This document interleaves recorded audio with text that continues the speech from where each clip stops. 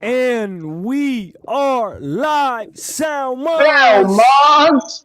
Peace to y'all. It's a Sunday, 7 o'clock, 7 p.m., y'all. And if we're not your favorite podcast by now, then you just not watching. Tell your best friend, whoever's watching us, that they need to get on and let y'all know about SoundMinds so that you can share these gems and share them with the world. Because truth of the matter is, when we on here, as this episode would also prove, you will see that there's nothing but gems and nothing but solidness going around when you deal with SoundMinds. So today is a very special show.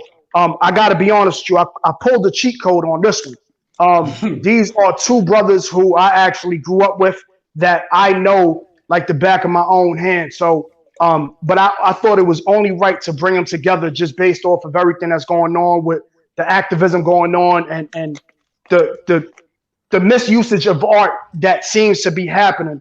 It's only right that we brought them on for this episode entitled ARTIVISM, the Arts Corner. You know what I mean? These are two artists who have, for the most part, been working on their art for years, but are on another level where they are touching communities, touching the world, and letting their art be heard on a whole different level that is a voice for those that do not have voices. So shout out to them, man. Thank y'all for being on here. We have Martin Medina and David Heredia. And we're going to get into their resumes and all that. If you gentlemen, let's get it in. SoundMinds. Yes, sir. And that's it. Interview over. The intro. So Go. we go ahead, bro. Yeah. Well, I was going Don't to make say me sing it. before we even get into that, make sure you hit the like button because we about to definitely get into a deep conversation on, on that artist art side. You know what I mean? We gonna be speaking from that artist perspective. You know what I mean? And it's not just hip hop artists, rappers. No, our brothers is not that. they may got bars, but when you look them up, I don't. they are. I'm not even gonna accept that. They do visual art, and their visual art is amazing, man. We definitely gonna get into that. David, my brother Marty, talk to us. What's good, man? Well, first and foremost, I want to thank you for inviting us to be a part of the show. As I said early on before we went live, I've been following your podcast since episode 1, season 1. Just riding the sidelines in the chat room. So for me, it's an honor to just be here now, actually on the platform with you, to share my input and share the stage with my man Martin. So thanks for having us, man. SoundMinds, let's go. SoundMinds. Let's go. And we appreciate you so much, brother. Since day one. We said there's going to be an opening in the chat room today. Since day one. Look, he said he been in the chat room, so now he, you know what I mean? He got promoted. Yeah. He on a promotion. Now, we really wouldn't be here if it wasn't for you. All jokes aside, for those who just been watching the video and not interacting with us live, you catching the archive, like he's there talking to people, making comments, just making it real, letting us know we're not just talking ourselves. You know what I mean? When we was first starting out. Yeah. And so it's amazing. You're about to see why that means so much to us. Because you might just think like, okay, you got people in the chat room, but the people in our chat room is all featured guests in their own right. So this is a perfect example. Like, I can't thank you enough for being someone who could be doing a million other things that you already engaged in, and you take the time to always support us. If y'all at home want to be on the list of people I text every few days before the chat, then that's a distinct thing to be top of my mind. And David is one of the people I text. Light, I text Ra, I text a few of us to actually do the show. And David is one of the people that I text because he just shows love like that. So he's on the list of people that I tag every time I'm posting. So you definitely been SoundMinds. Nobody asked you to, nobody paid you. Like, you do so many positive things that it makes me feel like we doing something positive because you still rocking with us. So I didn't want to just like, I never want to take you for granted, bro. We appreciate you so much. And it's an honor to be on the screen with us. Thank you, man. I appreciate that. I appreciate that. Hey, and to me, who knew a person at your caliber that do the work that you do? You know what I mean? When we get into your resume, who knew this? Who knew he was a champion? I didn't know that. You know what I'm saying?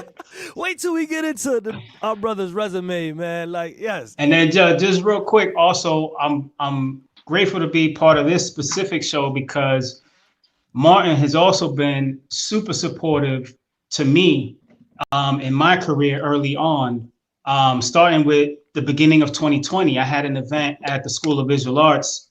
And, you know, I mean, I was familiar with his work because he had done some stuff for my brother. And, you know, we were always following each other. But January was the first time that I actually met him. He came out to, you know, to the talk that I had. And it's just been like mad support ever since then.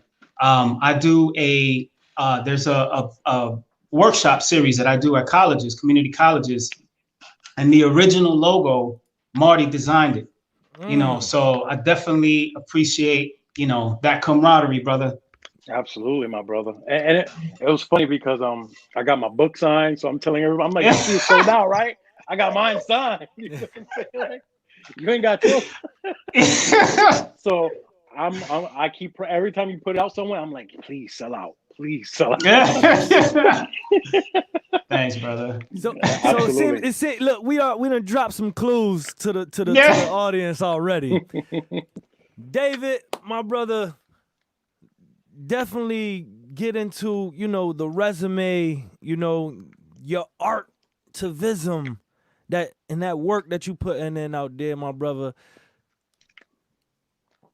Well, I'll be honest with you, man, for real. My activism or ARTIVISM didn't really start until about 2015. Of course, I was always aware of, you know, very conscious about like what's been going on in society. But like many people, I didn't really get involved until it affected me personally. And once that happened, I felt a little bit helpless. I felt like I know that there's something that I could do. I'm just not the kind of person to be out in the streets protesting. You know, I'm not the kind of dude that will stand up to a cop and you know, say F you, and like, that's just not my character. So I had to think creatively, like, how else can I protest using the skill sets that I already have? So for me, art seemed like the best tool. And so 2015 really spawned my, you know, consciousness. And I started with an episode. There's a series that I do, Heroes of Color, which essentially just highlights the achievements of people of color from, you know, multiple ethnicities. Crazy. Yeah. So the first one that I did was on the Harlem Hellfighters. And I did it just to like test the waters. I wanted to see how people responded to it. And initially I got some really good responses, but then I got a lot of really bad responses. So I was, you know, kind of like figuring out, like, should I continue? Should I stop? Like what should I do? And then as I started explaining to people and people started checking it out, they were like, yo, this is dope, because, you know, you're touching on a part of history that is not in the history books, you know. And at that time I already had my third child. So all of my children were like 3 years old and under. So that's when I started to kind of make a connection, like, man, you know what? I don't want them to grow up learning that curriculum that we all learned in this chat room, in this, you know, meeting right now, because we all learned the same thing and we were not part of it. We were not part of that history. So I didn't want to continue that cycle. So I knew that I could use my art as a way to sort of disrupt that and share with my children my culture. My wife's culture. When you said you had some negative feedback, just real quick before we go on, was that like when there's always like a couple of haters that just jump up when you're doing something, or was that it was a lot of negative? Yeah, it wasn't a couple of haters. I mean, a couple of haters I can handle, but this was like thousands. I was getting hate mail emailed to me. And it was based on the fact of them not wanting that part of history, or? Nah, you know what it is? I'll tell you, this is my assumption. My assumption is this: anytime you take pride in your culture, doesn't matter what it is, anytime you have pride in your culture and you're celebrating your culture, it makes other people feel insecure if they don't share that same level of pride that you have. So I can only attribute it to that, because if you look at the Harlem Hellfighters video, I'm not making anything up. I'm just going from facts. This is part of what had happened in history. So I'm just, don't shoot the messenger. I'm just using my art as a way to relay the message. And, but then I also had to think about, who are these people that are leaving these negative comments, and, I mean, I don't want to start pointing fingers, but it starts to look like obvious. You're like, oh, well, I could have figured that was going to happen, and that's all right, though. It's okay, because my whole point is to ruffle feathers and start these uncomfortable conversations, because look at how many people it bothered. Look at how many people, like, and I'll say this too. In what year was it? I'm blanking on the year. I think it was 2018. It took part in a PBS Film Festival, thanks to Black Public Media, a nonprofit organization that we'll talk about them a little bit later. But I'm extremely grateful to them, because without Black Public, 2 events in my life really catapulted me. One was Black Public Media, and second was something that happened when I did a performance at a presentation at the Schomburg Center in Harlem, also in 2018. But Black Public Media put the Harlem Hellfighters video on the PBS Film Festival, and it was streaming on their network. It was streaming on Facebook. It was streaming everywhere. So it was like you had to vote to see whoever got the most votes, they won. I didn't win, but I had like thousands and thousands of views and comments. And that was it was just amazing to see that, because I had never seen that much love for the work that I've done. So, and you give it up, again, not because the great ones, we always have people on the show that's humble about it, but like for instance, you did, when you was first starting these initiatives, I remember you did a fundraiser, and I remember I participated, and you hit me back right away. And I participate in a lot of things where people don't even they put the fundraiser out, but they don't recognize it. And I seen how you commented on everybody. You really give it up, and you give it back to everybody that supports you. So it's not just by random, you really make people feel like you care. That comes from, I think I don't remember if it was your first show or your second show, where you were talking about how you all 3 of you have tried to work with local artists, and a lot of times you got burnt. They didn't respond to you. They didn't pay. They didn't deliver what they said they were going to deliver. Right. And I think as artists, that's something that sometimes we struggle with. We take on too much, more than we can handle.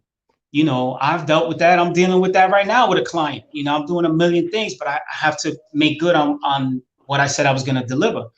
But with that comes, you have to understand that if you're paying me to design something for you, or if you're paying me because you like my craft, then I have to respect that. I have to honor that, because without you, there would be no me. Because I'll create all the fine, beautiful work in the world, but if nobody responds to it, then what? You know what I'm saying? So I think it's important that we acknowledge those people that are taking an interest in what we're doing. I made a post not too long ago where I said, invest in people who invest in you. And that's essentially what I was doing. When you made the contribution, whether it was $2 or if it was $2,000, I responded the same way. Oh my God, yo, thank you so much for making this contribution. It's going to help push me over the top. So I think it's really important that we continue to stay humble like that. But anyway, that's dope. And I think for the most part, we definitely gonna build on that a little bit more too. Yeah. Let's get to our other special star, man. Marty Mizzle, let him get into his intro. Marty, talk to us, brother. Let's get into who you are, brother. Yes. Everybody knows me. Martin Medina, but everybody calls me Marty.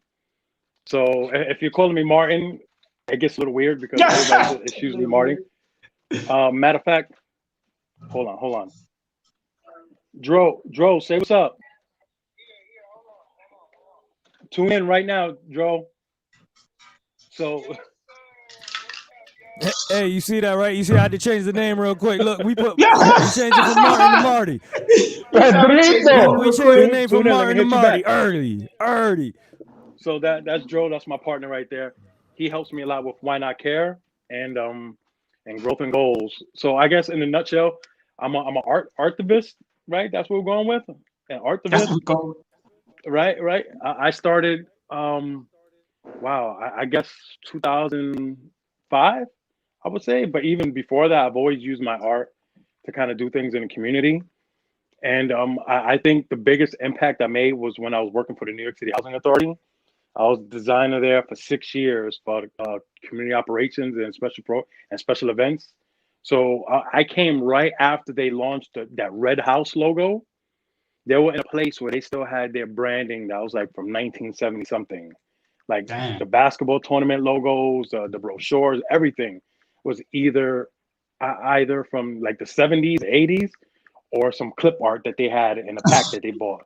So they didn't have nothing original. They didn't have nobody to do it. So I was working in the mailroom initially.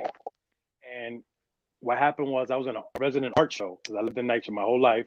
So I was in NYCHA. I was working in the mailroom for 3 years, but I was also doing art shows. I was doing poetry shows. I was still, doing my thing in the community as far as art. That's New York City Housing Authority for those who don't know. The largest low-income housing authority in America. So and the first too, right? Yes, the first and the first, right? Yep, largest and the first. So I was doing that, and the way they found out I was good with graphics was I was in a resident art show. So being that I lived in NYCHA my whole career, they had an art show in Rutgers, which is where George is from. So that's where I'm from too. Yeah. So Dave's there. So yeah, your brother, your family. So the crazy thing is, if you guys you guys know Rutgers Community Center. For those who don't know, my piece was in the back. So you have the main corridor where you come in, where they had like everybody's pieces, but mine, you have to go all the way to the back hallway, to the back. And I was just like, why is my piece back here? Like, they're like, well, you won citywide, best citywide overall. I was like, that's great, but nobody sees it back here. They're like, yeah, we kind of felt it would overpower the show because it's kind of professional. Like, are you a professional? I was like, no, man, I work in the mailroom. I was like, I work in the mailroom. You know what I'm saying? Like, I'm not a professional anything. And this kind of goes up like to the humbleness, like what David was talking about. Like, I didn't declare myself a professional or artist, none of that. Like, I was just doing things. So what happened was, being that I worked in the mailroom, I knew all the executives. So I'm standing back all the way in the back, moping, and who comes? The whole swarm of executives together, and they're like, "Wow, who did this? Who did this?" And I was like, "Oh, that was me." And they all looked at me like, "Dude, you work in the mailroom," So they gave me that side look, like. But then one of them was like, they all gathered up. They had like a little huddle, like Tom Brady was like, let's get together, let's get this. And then they walked away. And one of the executives, her name was Lorraine Glover, super cool lady. She came to me. She's like, come to my office tomorrow morning when you drop off the mail. Went to office. They're like, hey, we want you to be a designer in community operations. We like what you can do. Can you really do this? I was like, yeah, I do covers. I do brochures. I can do everything. Like, this is what I do. I was like, but I started in fashion back in 2000. Everybody went blank for a second. Is everybody still there? Yep, we can hear you, but we can't see you. Can you hear us? Black Lives Matter. I feel Hello? you. Black Lives Matter. Mic check. Everybody Mic still check. hear me? Yes. We can hear you. We can't see you though. Can everybody still hear me? I can't hear nobody. See, this is political activism. Right? Yeah, we hear you. We hear you, but we don't see you. I lost him. All right, you making a statement. Black Lives Matter, y'all. So he's gonna come back on board.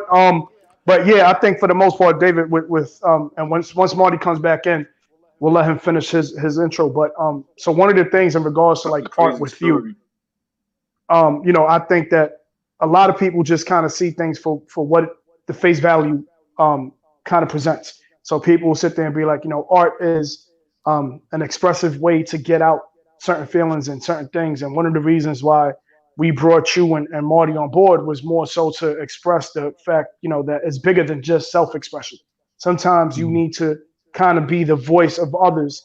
And in a sense, like what you're doing with, Little Heroes of Color and Heroes of Color and what Marty is doing with Why Not Care. We're going to get into that and growth and goals and all that is you're allowing your people to be represented the right way, but as well as being able to lay down on the table.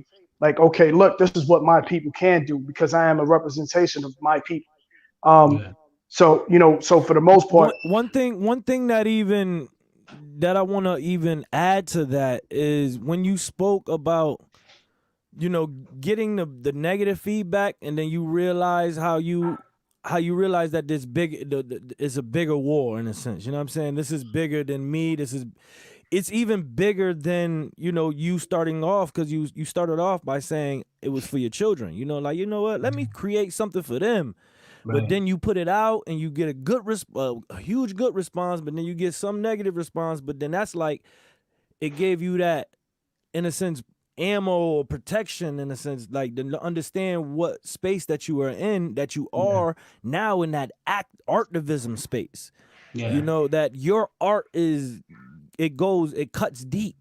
Right. Your art is meaningful, and your art holds that much weight of representation that if people that don't feel the same way as you, they gonna hate on it, or they gonna have a negative feeling towards it. And you met up with that once you put it out with that integrity. I think what happened really was, so I put the artwork out, I put these videos out, I started working on the book, and I think you guys might be different. George, you might be different in the sense that as creative artists, I'll talk for myself. As a visual artist, a lot of times I'll create something and I don't see how it impacts somebody. Oh, I think Marty's coming back.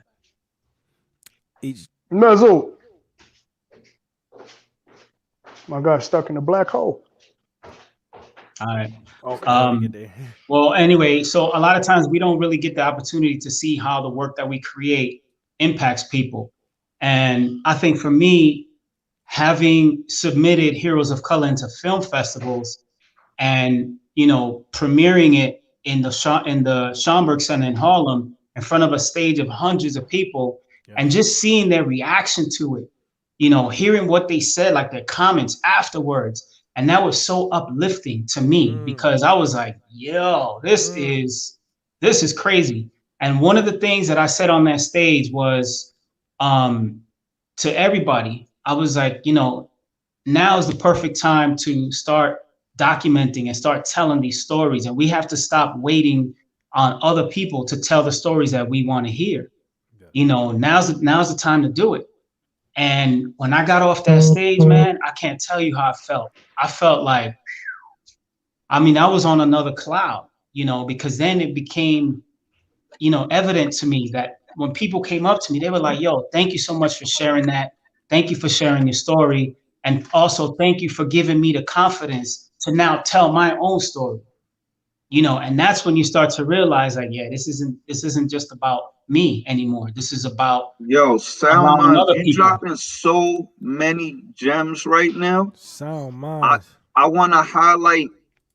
All right, so one thing I want to highlight is that, Marty and David are doing things based off of integrity, which means if 9 people in the room is saying we're gonna do this, and we don't know why, but that's the thing to do. You got individuals, it's like, okay, you know what? I thought about that, and that's not the thing for me to do. So I'm gonna go this way, because this is the thing for me to do. And a lot of people, use this excuse like, nobody supported me, nobody likes me. What they're saying from both of their stories is that the more they put out their message, which was beautiful art, like you go Google, go Instagram their art, both of them crazy artists. When you look at Marty's shirt, when he goes back on, that art is part of his logo and his design. The more they put out this beautiful art, thousands of people started giving negative comments. His own local organization doing this contest pushed him to the back. And the reason why, because they said it was so good. This is the kind of dysfunctional stuff that happens.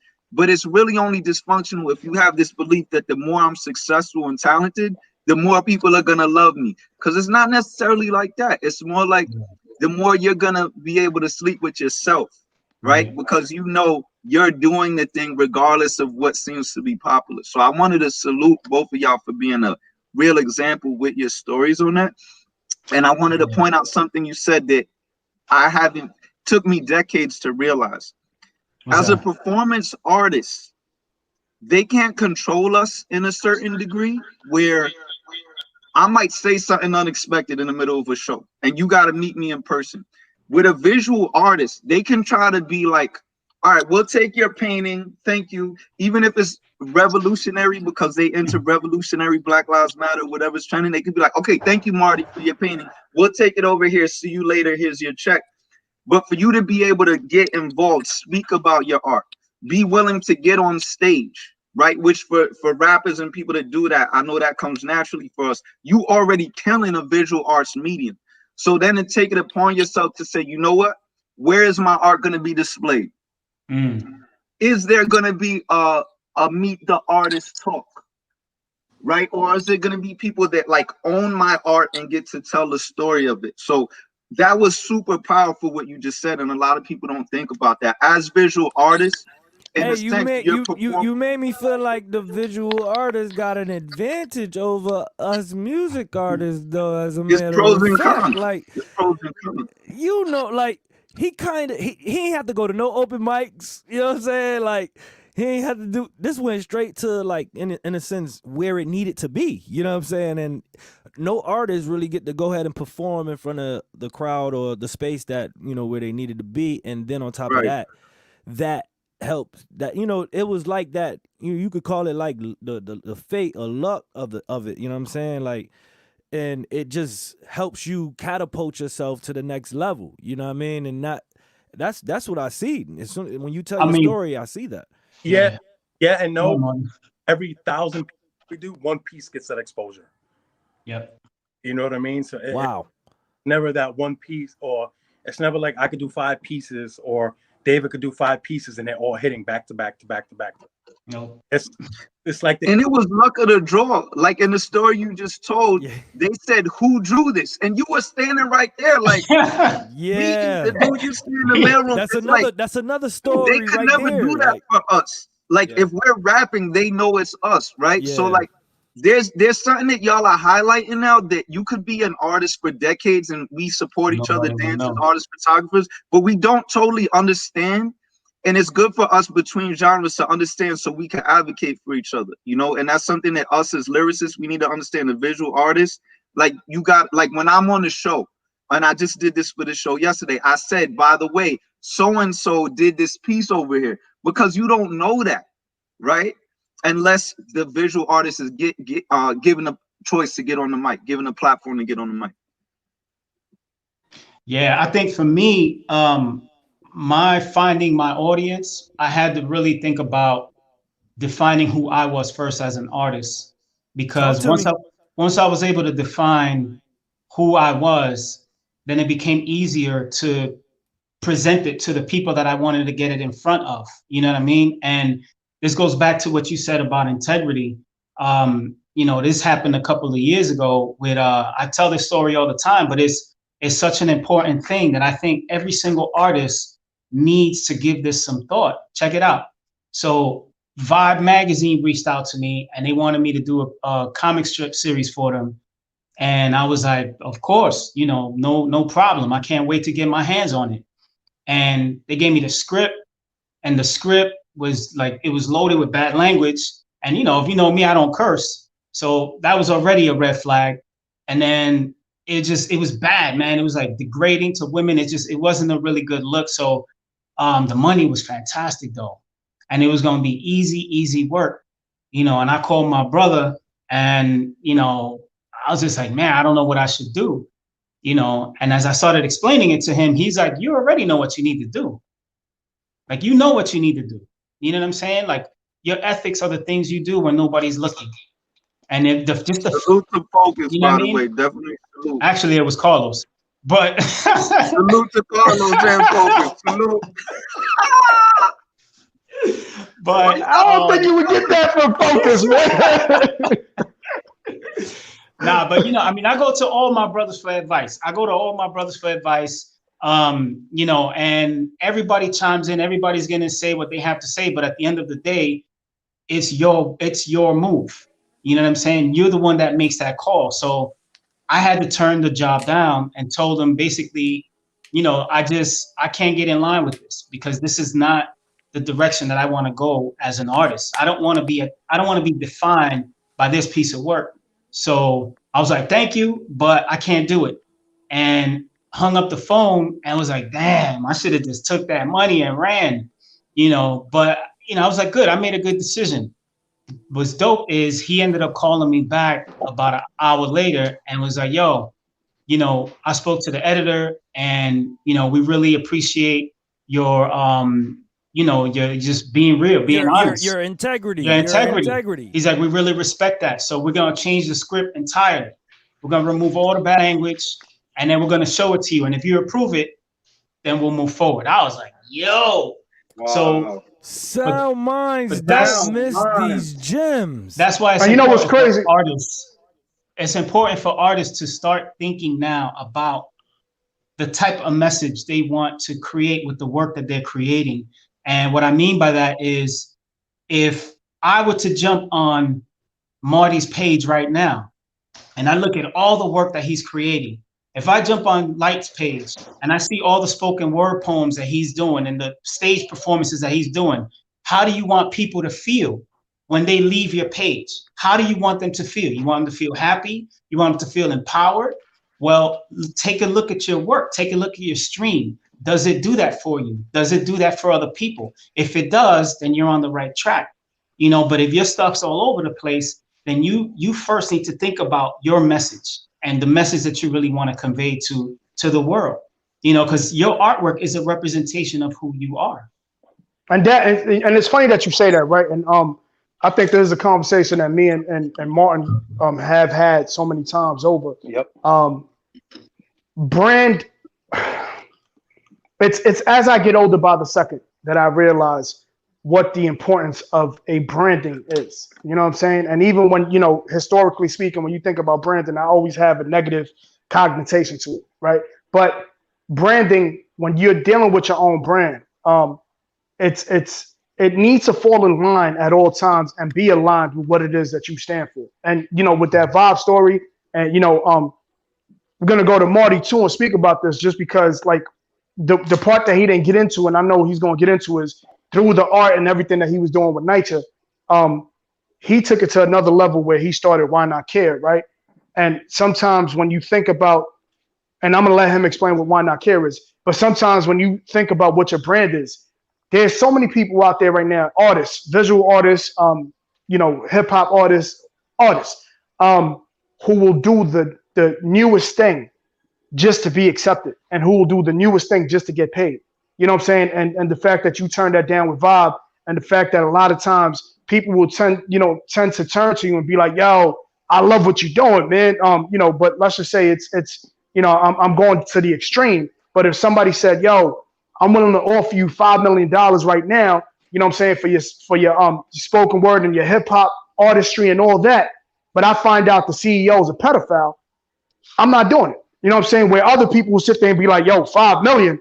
I don't care what you're doing behind closed doors. And that's the thing, like the integrity that we speak of, it always needs to be aligned with who we are and who our brand is. You know what I mean? So, Marty, if you can speak on that.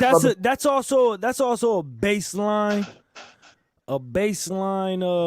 of artivism. You know what I'm saying? If you are that means you represent, you know, you're representing some part within integrity. You know what I'm saying? You're representing something. It's a lifestyle. Standing on something. You know what I mean? It's your lifestyle. Yes. It's your lifestyle. It's your brand. It's what you live. You know what I mean? Like, and who you are. It's who you are. Yeah. You know what I'm saying? Because truth of the matter is, and that's the one thing I've said so many times in this podcast. I got 2 daughters that I need to know that when they look at me, they don't see a sucker in their eyes. You know what I mean? I need to know that my daughters know that their father is a real one.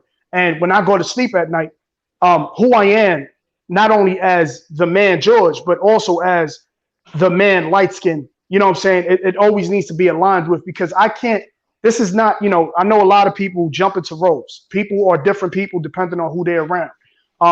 Me personally, I know that my integrity and my morale always needs to be aligned with who I am as a person at all times, 24/7, 365, because it's just kind of like, I can't let somebody else be like, yo, but that's not the George I know. That's not the LiteSkin I know. Yo, you need to, behind closed doors, you need to know what he's doing behind closed. You know what I mean? So, so Marty, build on that, brother. What do you feel about that? I'm 100,000% with that. You know, because and starting Why Not Care was a transition for me, because I was doing the housing thing, branding, marketing for the low income community, but at the same time I was also working at a youth program as a teaching artist for 11 years. So after that 11 years, I wanted to continue to do, continue to serve, because it's just who I am. It's what I do. It's like we were just saying, it's who we are, So I started giving out the care bags, like everybody else does. But then I was like, what's going to separate this? Because I don't want to continue to give the moment. So I wanted that bag to surpass the moment. So I started putting resource flyers, and then I branded it. I just put Why Not Care, because I wanted people to get that bag and be like, yo, why not care? Like, why not? Like, what's it going to hurt? But that's brilliant. And it makes me feel like, because every time, like, we're going to have next week, we're actually going to have also Timothy Fralin, which is the president of For Unity. And, I'm on the board of that nonprofit organization also. And, this is a from bootstrap, ground up organization. And I'm talking about peace walks, all of that. And I mean, we doing peace walks and nobody will come out, but at the same time, it's more of a question of why you doing it. But it's more like, what do you mean? Why not care? I'm doing this because I care. Like, why not care? It answers that every single time you step outside. Like, your brand answers that question before you can even, like, when you say, why they doing this? Why not care? Exactly. I mean, the name of that organization, For Unity, right? The name of this organization, Why Not Care? Like, I don't want to diss any other organizations, but there's a lot of organizations that they just come up with like a fancy name that sound like a pasta dish because that's what they see as popular. This is a perfect example of what we're talking about. Like, you could tell they're looking at something that's outside of their own culture. Like, with somebody else's culture, it makes sense. It's pride. It means something to that community. But you picking something that not only is just in your community, you picking something that's universal. For Unity, Why Not Care? Before I even know what it is, you're putting my attention, like David said, when someone goes away from the art, what is they are? My attention is now on the question in my unconscious mind, right? Why not care? Like, before I even get it, it could be on a bag of chips, it could be on a shirt. So that's brilliant. I wanted to point out the shirt that you have on now, since we talking about it. Do you just want to like tell them why did you put that on the shirt? So this is part of like another brand that I have called Care Along the Way. So everything I do has like some emphasis on motivation and caring. Because I also have like a deck of cards. Are they down? No, they're not down here. But I have a deck of cards, a deck of 50 cards, and each card is a motivational card, right? So we all have a journey. Why not care along the way? You know what I'm saying? So it's always, doing certain things. So it's one person passing a caring motivational message to the next person. That's why the quotes are in the heart. So it's like, I'm sharing motivation with you, and this is just a symbol of that. Like, I'm sharing it through the heart, through the words. And so it has motivational messages, and then it also has ways to help out the community, like suggestions on how to, start a food drive, or things to do with food, things to do with clothing. And then it's like, gives you a checklist of what to put in the care bag. So the thing I've always come across, especially with Why Not Care, it's like you said, everything I do, I want the meaning to be in the name, because it just sticks. As soon as you hear it, Heroes of Color. You know what I'm saying? As soon as you hear it, you know what it's about, and it's gonna stick forever. It's subconscious. It's gonna stay there. So with yo, he said that reminds me of Care Bears. You a wild one. We see you in the chat. That's Ishmael. That's Ishmael. That's my man. You should never said that though, because I'm be thinking about that the whole damn. Why not care? Care Bears. Why not care? Gummy Power. Right. That's your next shirt, Marty. A Care Bear. Yo, I have. Why not care? The Care Bears need to be passing off. Yes, let's go. Yo, Care Bears. Yo, Sponsorship. What's up? No brainer. You already know. Bring that brand back, yo. You know. Good With to that, bear, whatever. with that being said, because we speaking, about why not care. Can we get into the video that you actually sent? You know what I mean? Just to give the family an example, whether you're listening to this on audio or watching the video on YouTube or Facebook, you know what I mean? Just get an example of really what our brothers is talking about here. You know what I mean? Let alone, we going to get into also, Heroes of Color, the Heroes of Color clip. Like that is, we about to get educational in this very quickly. But you know what's crazy? Before we go into that video, man, it's crazy that and I shared this with a lot of people. Martin right? is and my my brother, man. right? He had hit me up with this idea. I'm hearing the echo. I'm hearing the echo. So he had hit me with this idea about why not care, man, which was crazy. When he first initially hit me with it, he was like, yo, George, I'm thinking about putting these care packages together for people who are homeless, man, who need it. You know what I mean? It started with toothpaste, toothbrush, soap. But these were little baggies. These are little baggies, little sandwich baggies that he was literally making in his crib by himself. Like, you know what I mean? And just, I think this would be dope. And when I first initially heard it, this is the type of, and this is not in any way, here's my premise speech. He's not paying me to say this. You know what I'm saying? But this is the type of heart that he has. So I say that because before we go into the video, understand that Why Not Care was only about 50 people getting packages, then 50 turned into 100. But again, these are all packages that he's putting together. So what you see now is the 4th annual Why Not Care, right? Or LES United. This is the 4th annual community-wide where he brought. And so whether it be the Lower East Side, Brooklyn, Bronx, Connecticut, I'm pretty sure we all know about nonprofits. The Lower East Side has multiple nonprofits that never really work together. There was always we can't let them steal our kids because we lose our fundage. And this man brought all those nonprofits together for this annual festival. So I just wanted to hit you off with that gem, that knowledge to let you know that Why Not Care, what you're going to see in this video, was nothing more than him by himself. Started with him bagging up some things for homeless people. So go ahead. Community looks like. This is what community looks like. Tell me what community looks like. This is what community looks like. Tell me what community looks like. This is what community.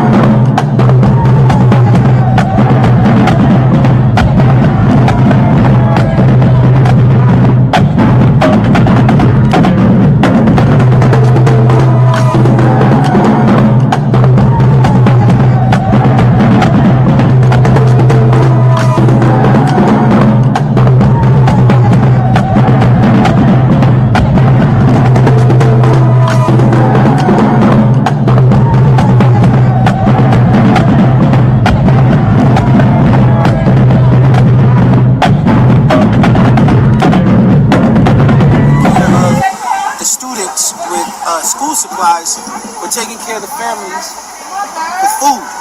So my man Andrew's on his way up to take care of about 7 families in this facility. And each facility has a different number that we got to cater to. But it's dinner time, so we got to get their fresh food on.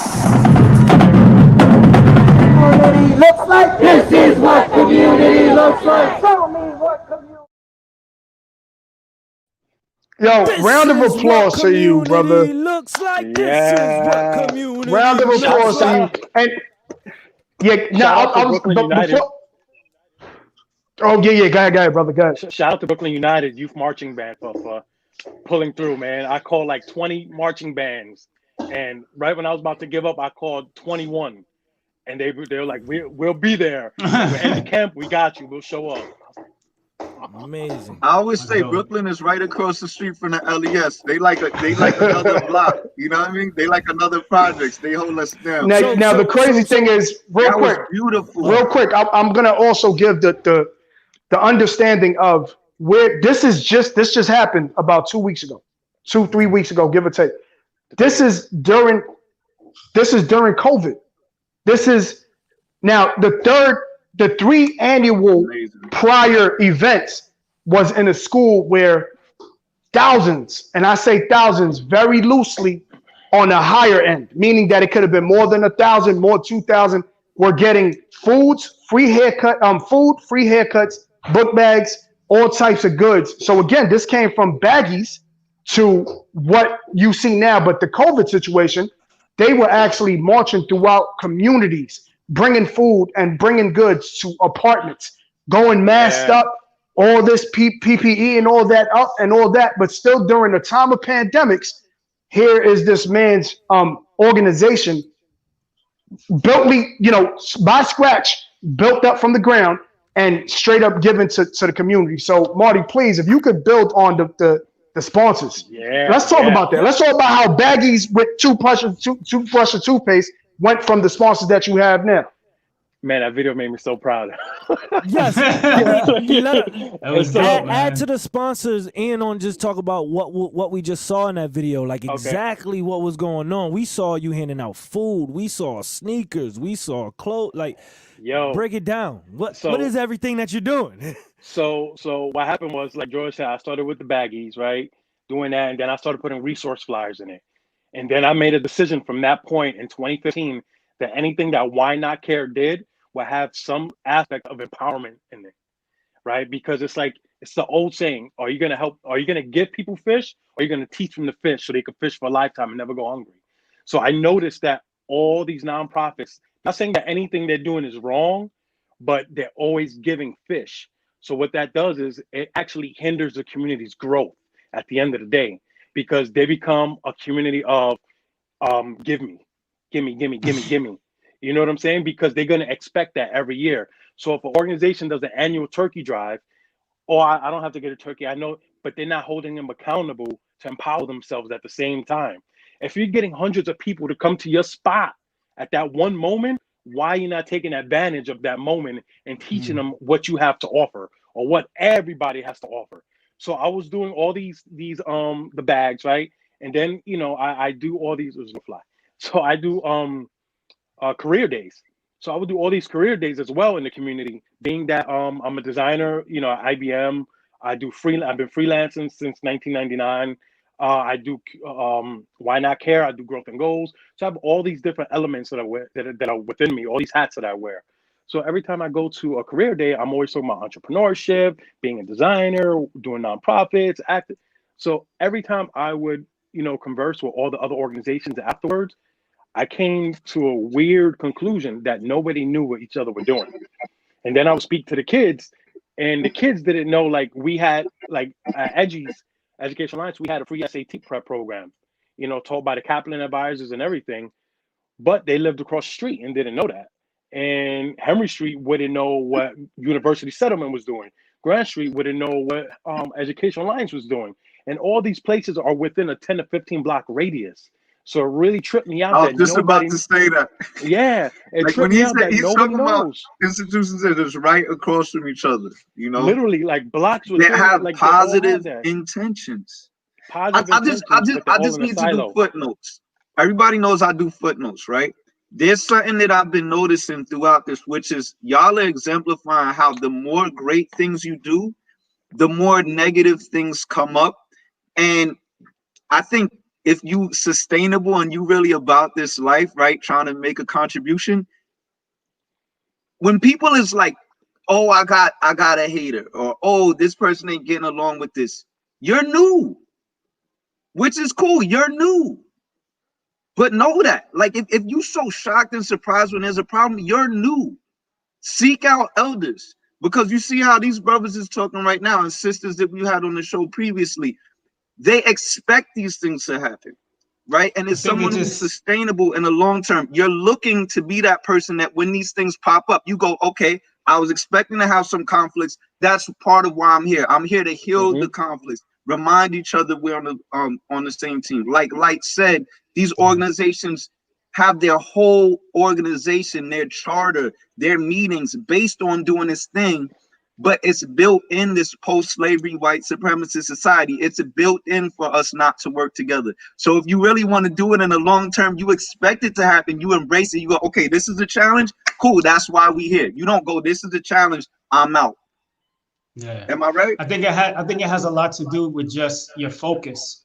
What are you focused on? You know what I mean? Like if you're sitting there worrying about who likes your work and who doesn't like your work, then you've already lost. You know what I mean? Like you should just be, your objective should be whatever your mission statement is, and that's it.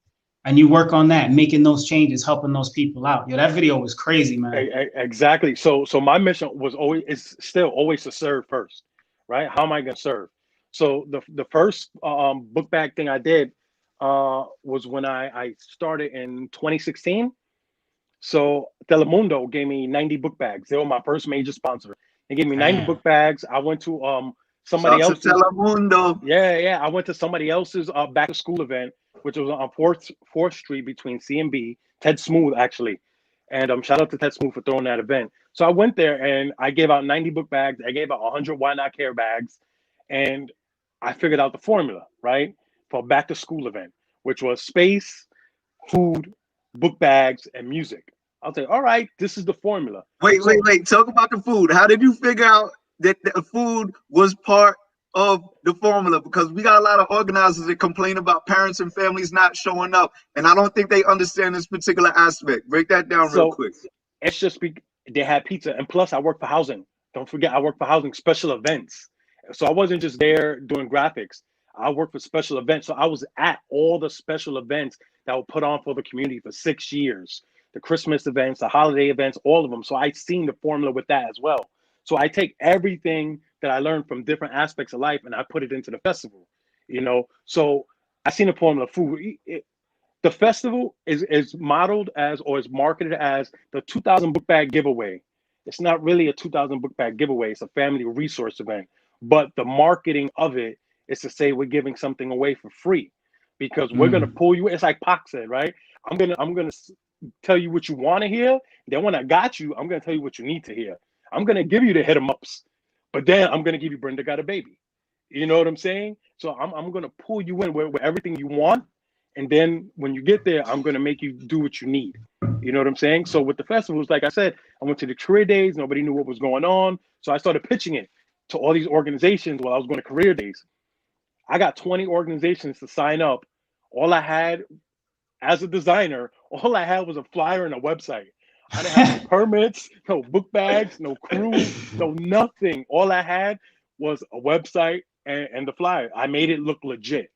I even had people turn me down because they're like, well, it looks like you already have everything covered from the flyer. You know what I'm saying? Meanwhile, the only logos I had on the bottom were Why Not Care. I had LES United basketball because I did their logo. And I came up with 2 other logos at the bottom that I just randomly threw in there that I made. So I only had logos that I created and I slapped there to make it look like I had sponsors. That's the power of y'all as artists, though. You can't just do that. Like when your art is right, you could make it look a certain way. So that's a little footnote to y'all. So that's the whole grand scheme of marketing. You know what I'm saying? There's a good book out there called Hot Sauce, like subjective marketing. You know, basically marketing towards emotion, marketing towards different aspects of the human being, right? So all that being said, I saw the issue. I saw the problem. One of the problems was nobody knew what each other were doing, right? The organizations and the people. The second issue was people need food. The third issue was people need haircuts. The fourth issue was people need school supplies. So I was like, all right, this is what I'm going to do. I'm going to create this event. I'm going to call it the United Festival because I want to unite all the organizations. And the way I pitched it was, I know the lingo of nonprofits. I went to all the nonprofits and I was like, hey, I'm going to help you get numbers. That was the first thing I said. I'm going to help you get numbers. Before I could even get to the next sentence, they're like, I'm in. You know what I'm saying? Because in order for nonprofit to function, they need to meet their numbers, right? That's how they get their grants. That's how they get their funding. So I was like, I'm going to get you numbers. I got this event. I'm going to bring all the organizations together. I'm going to bring all the people together. They need to meet you in order to get a book bag. So the premise of the festival is the first festival. I got 50 organizations to sign up. In order to get a free book bag or a free haircut, you need to get 8 to 10 stamps on a passport card that we give you when you sign up. So when you come into the park, you sign up and you get a little passport card, and then you go into the park and you got to get 8 to 10 stamps. I went to Amazon. I got a set of stamps, 100 stamps for like $20. So now everybody gets a stamp. So now you're forced to empower yourself. I have Botantists, so they're getting free medical screenings, free HIV, census, and then it's the regular organizations, Henry Street University, Grand Street. So they teach about childcare, early education, GED, ESL, like everything that's available in the community is in this one spot. So I was like, all right, let's give out 500 book bags. And one of the volunteers was like, let's do 1,000, joking around. And I was like, okay, let's do 1,000. So now I put my foot in my mouth because now I got to do 1,000. But leading up to it, again, I didn't have nothing. Still didn't have nothing. I had one guy come drop me off a check that helped me get like a couple book bags. I wound up getting like, I think 500 book bags with that check. I called my brother Dro like 2 weeks before the festival. I'm like, yo, we only got like 600 book bags. He made a couple calls. He was in California at this time. He made a couple calls. Next thing you know, Def Jam calls me. Marty, I heard you got 600 book bags. How many more do you need to meet your quota? I was like, can I get 800? They're like, all right, we'll send you 800 plus you need school supplies too. I was like, yeah, I need school supplies. Def Jam became a sponsor, and they've been a sponsor for the past 4 years. So the first year, I was anticipating 300 to 500 people, right? We had, the event was 12 to 4. At 10 a.m. in the morning, the line was wrapped around the block. We saw 1,500 people the first year, right? Dang. We gave out 1,500 book bags. Second year, we gave out 2,500 book bags, right? Now we got Def Jam. We got, who else? Def Jam, and then Fidelis, you know, New York Healthcare, they started coming in. Then the third year, we got Jimmy Jazz. I got Adidas. You know what I'm saying? Power came through with Adidas. I convinced Adidas to give me 2,000 book bags with supplies. So now the festival's going from. If you've been to the seed, the pit of the rotten apple, NYC. Shout out to Jimmy Jazz. Facts. We not sponsored by anybody, but that like you already know. You already know. Like you know what I'm saying? Shout out to Power. I seen him in a couple clips in the video. It made sense. Power's really out there. He's another brother that really lives that life. So since you mentioned him, I just want to say, like, whenever Power sees this, I don't know if we gonna have him in the podcast, you know, but that shows that he's another person that he's gonna show up when he hears Power about comes through every year. He's part of like he's part of that core team that I have, you know, of volunteers that come by every year, help out, throw resources, you know, throw volunteers, bring sponsors. So the first year is 1,500 book bags. Second year was 2,500 book bags. Third year was 3,500 book bags. Like I said, we had 2,000 book bags. All those book bags were $75 a pop. You know, so they were legit book bags. So this year, when we're getting ready to do it, are they branded? Yeah, they have the Adidas logo on it. The first year we did Why Not Care bags, but then the second year the kids were like, you know, parents were like, you know, the kids were a little embarrassed because it was a free book bag, you know, and it said Why Not Care. So I was like, okay. Well, that's what I was gonna say. Because I figured if you branded it the first time with Why Not Care, and then they got teased with it being a free book bag, but what if it's a free book bag and that shit is official? Like.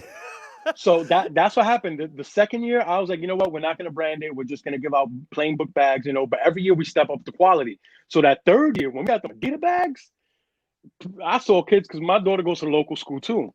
Yep. I seen kids all year. I see adults with them. I'm like, what's going on? The parents took them. Yeah. And then that third year is when people really Vice jumped on.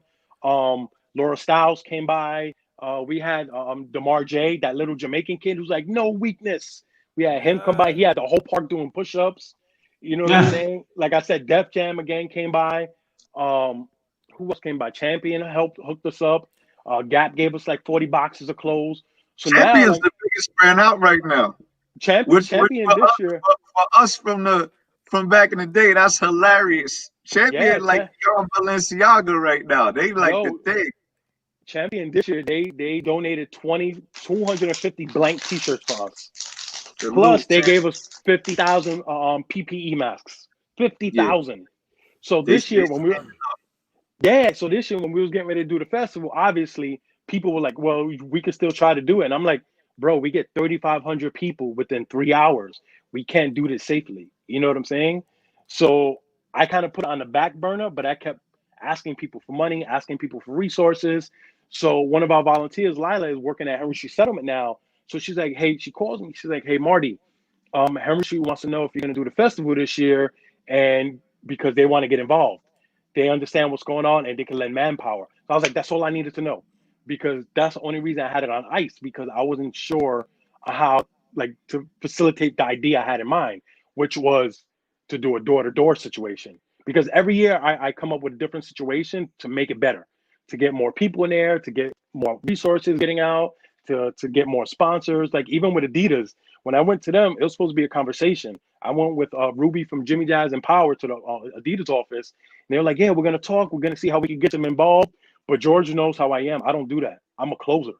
You know what I'm saying? I'm Mariano Rivera in this nonprofit stuff, yo. Like, I don't play that.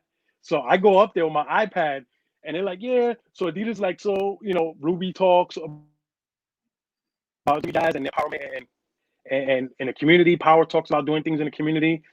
And they're like, Marty, so, and I'm like, before I talk, I pull out my iPad. I was like, this year we're doing it at this school called PS 142.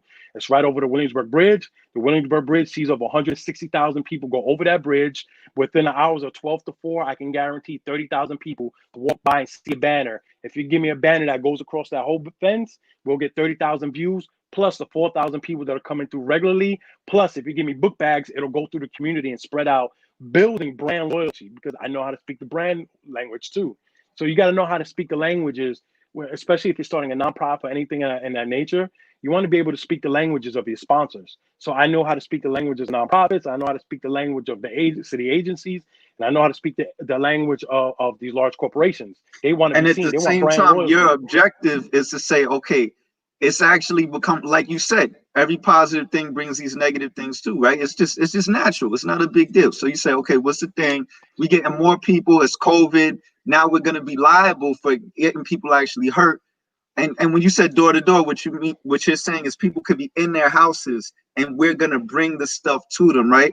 But you're talking to them as though like this is what you're going to get as a result, right? So you're not losing sight of your integrity and your mission, but you're saying, how do I achieve this? I'm gonna give them this selling point. And that's important too, because sometimes I do feel like we'll get hate from our community because certain members of our community are still at the level of they just want the result. They just want the result. So you got to remind, if they see you, your family, your friends, loved ones, when they see you doing something to help them, and you're doing it to help them, but they're hating on you, it's not necessarily like a beef between you and them. Like, let them see why you're doing it. You can't always have time to explain it, but let them see it in a year or two, know that they'll get it and be like, oh, I get it. I get that's why you talked to this person that I thought was bougie, or you left the block for 5 hours and we thought you left. You know what I mean? Like, so here's the flip side. That's a perfect example. So here's the flip side to everything. So this year we can't do that.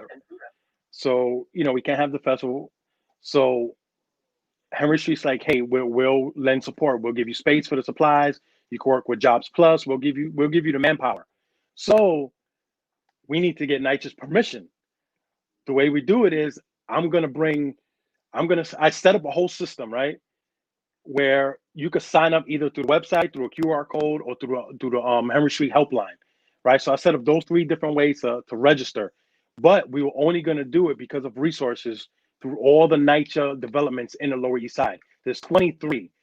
3 of them are like senior buildings. So that's 20 different buildings in the Lower East Side. So in order to get permission, I reached out to my people at housing that I used to work for. Come to find out, all the people I used to work for are now like deputy directors of resident engagement, directors of So full circle, I call them. You've just been hit with a gem on the SoundMinds podcast. Yeah, so don't burn those bridges and understand like life comes full circle. So I get in contact with them literally the next day. I get them on a call with Henry Street, and one day, and Henry Street's like, "How?" So we get in the call, and they're like, "Marty, oh my God, it's so good to hear from you.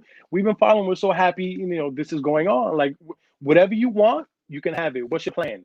And I was like, "Well, maybe I was thinking about this or this," and I came to the conclusion literally on the call. All right, I want to do door to door. Can I do that? They're like, "Yeah." How are you going to get the information? I'm going to set up these flyers, and they can register through 3 different ways.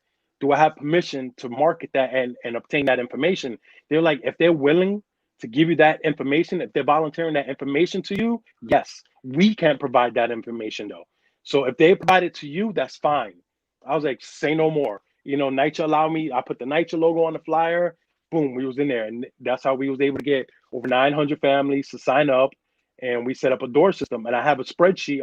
It's this thing called Jot Form, where you create a form and the form auto populates into a Google Sheets. I took the Google Sheets, I split them into development. I had one of my volunteers help out, but then I figured out, hey, you could just sort A through Z. It'll do it for you. And then I set up filters through Google Sheets. Google Sheets is super powerful. So Excel is super powerful. So if you guys don't really, everybody out there, if you're not on your Google Sheets or Excel, YouTube it, get in your game, because that'll save your life. You know, so, and then we was able to turn it into a door-to-door thing. And I had everything in place. I had the volunteers. We had the bags. Like I said, not to cut you off. How about Pedrito with the headphones? We want to talk about that too. Another sponsor that definitely helped out. So we had an undisclosed a special sponsor. Can't really throw their names out there too much, but they came. It was like Shady Def Jam. You know, Shady Def Jam did like a collaboration where they got us 1,000 headphones. So they came through in a clutch. They got us 1,000 headphones, but it wasn't no rinky-dink ones. They're like these. You know, I did my research because I didn't want to give out headphones that broke in a couple months. This has to, you know, last the whole school year. So they gave us 999 headphones. And then we had 50,000 PPE masks. Then we had 2,500 drawstring bags, because we didn't really want to do the book bag thing, because everything's going to be remote this year. With blended learning, no matter what, the kids are going to be home 3 days a week doing remote learning. That's why we really pushed to get the supplies over to them. So we did that. We got 50,000 masks. We got 2,500 supply kits, prepackaged supply kits. So everybody got that. And then like Goals gave us another 500 headphones. Fidelity jumped in again this year. Fidelis Care Healthcare jumped in. Batanzas Healthcare, University Sentiment. Who else? Henry Sentiment University. The guy that works in the mailroom. Yep. You know, this is what's so important. Like, I feel like a lot of people we've had the honor to speak to on our podcast is like, okay, here's a rapper, here's a painter, here's a photographer, and you realize anything that someone's doing long term, once you pass 5 years, 10 years, 15 years, once you're getting a name in the community, you're not just that thing that people, oh, he's a rapper, he's a painter. Like, if you're a painter and you're still doing it for 10 years, you doing some stuff with that paintbrush. And it might be some spreadsheets that do not, the spreadsheets over here, the paintbrush is over there. But you love the paintbrush so much, you're going to learn about the spreadsheet. And bro, I love you, man. Like, we already said it's an honor to have you, but the simple way you talking about the number of people here and the number of headphones we had and the number of food and how we did this, it shows you so invested in it. Just like we go in that creative zone, it's almost like whatever you believe in, whatever is your source of inspiration and your creator, they gave us this ability to go in the zone with our art. I think a lot of us after a while go, if I could go in the zone with my art in a way that helps other people, And if you're not exemplifying that right now, I don't know what is, because you don't need to know those details just to put your name on a flyer and be involved. You Right. really I know mean, those details. You really sunk your soul into it and went in the zone with it. Because I do all the back end I stuff. agree. I agree. And you're able to put you're literally putting your art is in it. You know what I mean? Yeah. As an artist, like it's like when I've done a fundraiser, you know, through For Unity. You know what I mean? We did a fundraiser and I utilized my song, you know what I mean, to raise the funds.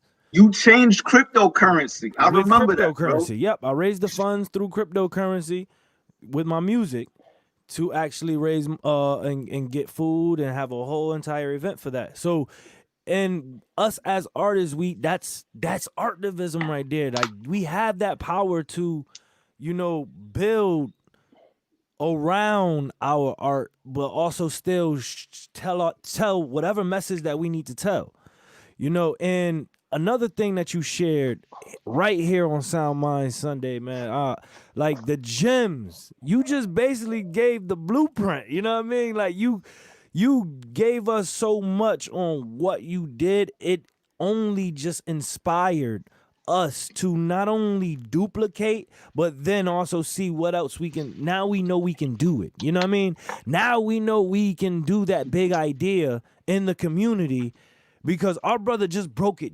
down. Like you broke it down, each one that you worked on, you know what I mean? And who you had to connect with, where the money came from.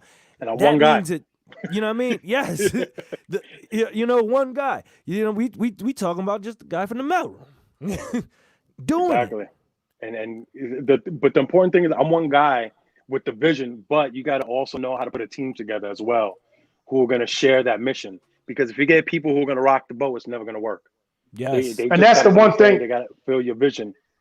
Yeah. Yeah. And I think that's the most important thing, right? Because truth of the matter is that when you have a team, again, goes to alignment. When you have a team, everybody got to lock in and be on board with that same mission. And if anybody has their own agenda, anybody has their own, like, kind of like, yo, let me get in here so I could get over here and shine on my own. It doesn't work, because what it does is not only does it kind of rock the boat, but it also puts a hole in the boat where everything could sink. And that goes back to the original, well, not the original, but one of the first conversations we had about branding. That once your brand, once your name, SoundMinds is our brand. So once, let's just say, LiteSkin gets caught up for selling drugs to a 7-year-old, now I just hit the whole brand up and tainted what the brand is. You know what I mean? So, and that's important for all of us to kind of realize, like, when you're dealing with more than just self, you need to realize who is also on that team. You know what I'm saying? And once anybody on that team has their own kind of like their own agenda or their own reasons as to why they doing it that don't fit the mission and don't align with it, or if they do have an agenda and it's a hidden agenda, that's even worse, because now you got to worry about there's trust. There's other issues that kind of come aboard where it's just kind of like, damn, I got to watch you with everything I'm doing right now. And I think that's what David and I are super similar. Like we're an individual with a vision, but we know how to put things in place, you know, build up a team and just put all the pieces together in order to formulate that vision. Right, definitely. And that's a perfect segue, Mr. Heredia. We go back to when I was out there playing baseball at the age of 9, 8, 10 years old. You stuck in the room doing stick figures that then became other things that then became, you know what I'm saying? So with your artivism, so with your artivism, it kind of, like you were saying back in the beginning, let's go back to that, how you were saying how you talked about the Harlem Hellfighters and how the hate that you received, but that hate was kind of like something that was kind of expected, because only those who hate the truth will only hate on those speaking the truth. You know what I'm saying? So with that being said, you didn't stop there. You didn't say, yo, Harlem Hellfighters might be the first and last of Heroes of Color. You went and said, yo, bump this. Heroes of Color now becomes Little Heroes of Color. So hate on that too. So if you could speak on that and tell us how that went about. Well, I want to quickly just piggyback off of something that Marty said earlier with respect to marketing and the importance of marketing and making people see your brand as much bigger than it really is. And I knew I had a big battle ahead of me with Heroes of Color, with the Harlem Hellfighters episode. So right off the gate, I needed to figure out a way to make people see this as, wow, this is an important project. So my strategy was I was going to start entering it into film festivals with the hope that I would win, because just saying Heroes of Color versus saying an award-winning series, Heroes of Color, it's a very different ring to it. So I started entering it into film festivals, and then I won. So I was like, yes, now I can change my pitch deck. Now I can add award-winning to it. And then I won again and again, and then I won 7 times. So I was like, okay, I'm going to keep going. You know, SoundMinds to the 7 wins. Yeah. Let's go. Yeah. It turned into its own thing. It did. It definitely grew into something else. And that inspired me to keep going, to create a second episode and a third and a fourth. And, you know, periodically I would have doubts, as we all do. I think as creative people, we start to doubt our gifts. And I think one of the things that helps push me through, aside from, you know, my family, my wife, my brothers who give me advice, my mentors, it's just to be able to see how it impacts people. That empowers me, you know. And I go back to what happened at the Schomburg Center in 2018. That was like that was an eye-opening, you know, experience for me. And something else happened, which I want to share with you guys. You have a clip for this episode. Now, this isn't a brand new episode. I completed it back in like 2018, 2017. But I'm hearing an echo. But anyway, so yeah, I finished this episode a while ago. People take on the voice of God. Say again? People take on the voice of God on our episode. Yeah. God speaks through our podcast from time to time. So yes, I did this episode, and what prompted me to take it to the next level was really finding out that the astronaut, his brother still was still alive, and you know, very much keeping his legacy alive. So I was like, man, I want to get in touch with him and, you know, sort of get his blessings. And he saw the video, and we got on the phone and we spoke.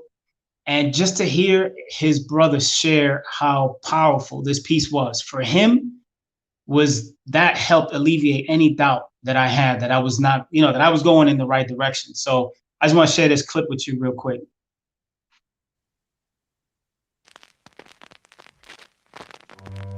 Dr. Ronald Mcnair was a renowned physicist, astronaut, and the second African American to fly into space.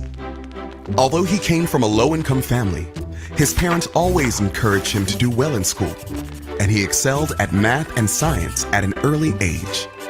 In 1959, 9-year-old Ronald attempted to check out 2 books at the segregated Lake City, South Carolina Public Library. He was asked to leave. Get out of here. But refused to do so until he was allowed to check out his books. When the librarian threatened to call the police, he sat on the counter and waited patiently. After the police and his mother arrived, the officers recommended that the library give him the books, as he posed no obvious threat. In 2011, that segregated library became a museum celebrating his life and was renamed the Dr. Ronald E. Mcnair Life History Center. In 1967, Ronald graduated as valedictorian from Carver High School in Lake City. It was renamed Ronald E. Mcnair Junior High School in 1986. In 1971, he received his Bachelor of Science degree with highest honors in engineering physics from North Carolina A&T State University. In 1976, Ronald received his doctorate from the Massachusetts Institute of Technology in quantum electronics and laser technology. He soon became nationally recognized for his work in laser physics and became a staff physicist with the Hughes Research Laboratories in California. Dr. Mcnair was an accomplished saxophone player and held a 6th-degree black belt in karate.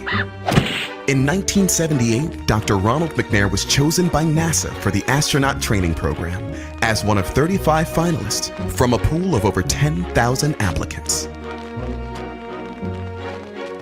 On his first space mission in 1984 aboard Space Shuttle Challenger, he logged a total of 8 days in space.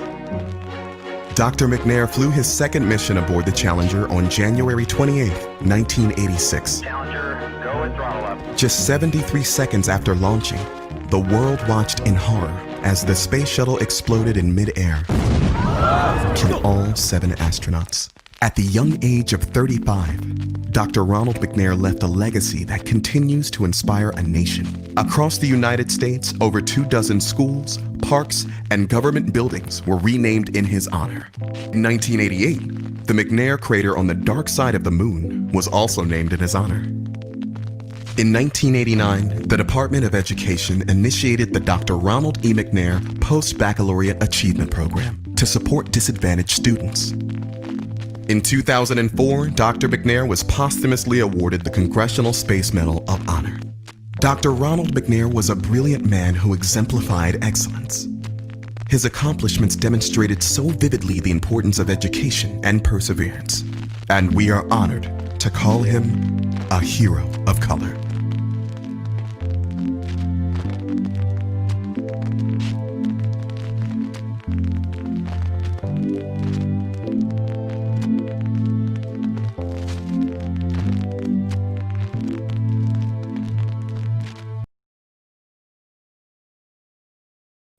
It was only right Round to of show them applause, credits. yo.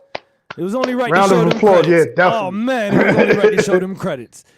Make sure you make. And if you know what's listen- crazy that I was gonna say, if you're listening to the yeah, audio, I just wanted to say if you're listening to the audio, make sure you check out this video on Facebook or YouTube at SoundMinds Podcast.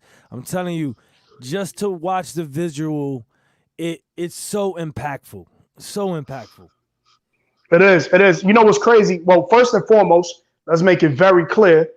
That was an exclusive. Hasn't been shown anywhere yet. So SoundMinds, do not miss these gems. I'm trying to tell y'all, my people. You know what's even crazier is I remember what was wild, right? Because historically, you don't get these stories told. You know what I'm saying? And as we said before in the history books, you don't hear these stories. I remember being in my grandmother's house watching The Incredible Hulk, and they went into the launch of this space shuttle, and to see it, you know, firsthand with the shout out to Hip Hip Radio who did the music for this too, who's on here. You're not hiding. You know, but for the most part, to see that right when now watching the video again, and when I first seen it, I was like, damn, I remember watching that space shuttle go up in flames, and Incredible Hulk kind of cut, and this is exclusive. And so to see those things historically kind of take place, and then get to know the backstory of him being, you know, 6-degree black belt and a saxophone player. And so it's just more than just, well, yeah, he flew on the space shuttle and it blew up. You know what I'm saying? And the beauty of these videos, right? You know what I'm saying? 35.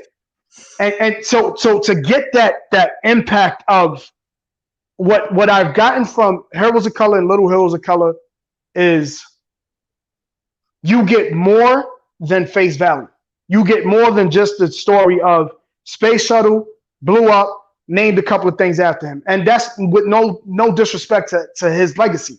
But I'm saying that with these videos, you're able to bring out that legacy, but so much more, because you make it very tangible to understand who these people are in history, to us especially. Because it is a tragedy, right? And we've seen, I think a lot of people are like, with Indigenous Peoples Day coming up very soon. Remember, y'all, this year went through fast. So Indigenous People Day is coming up very soon.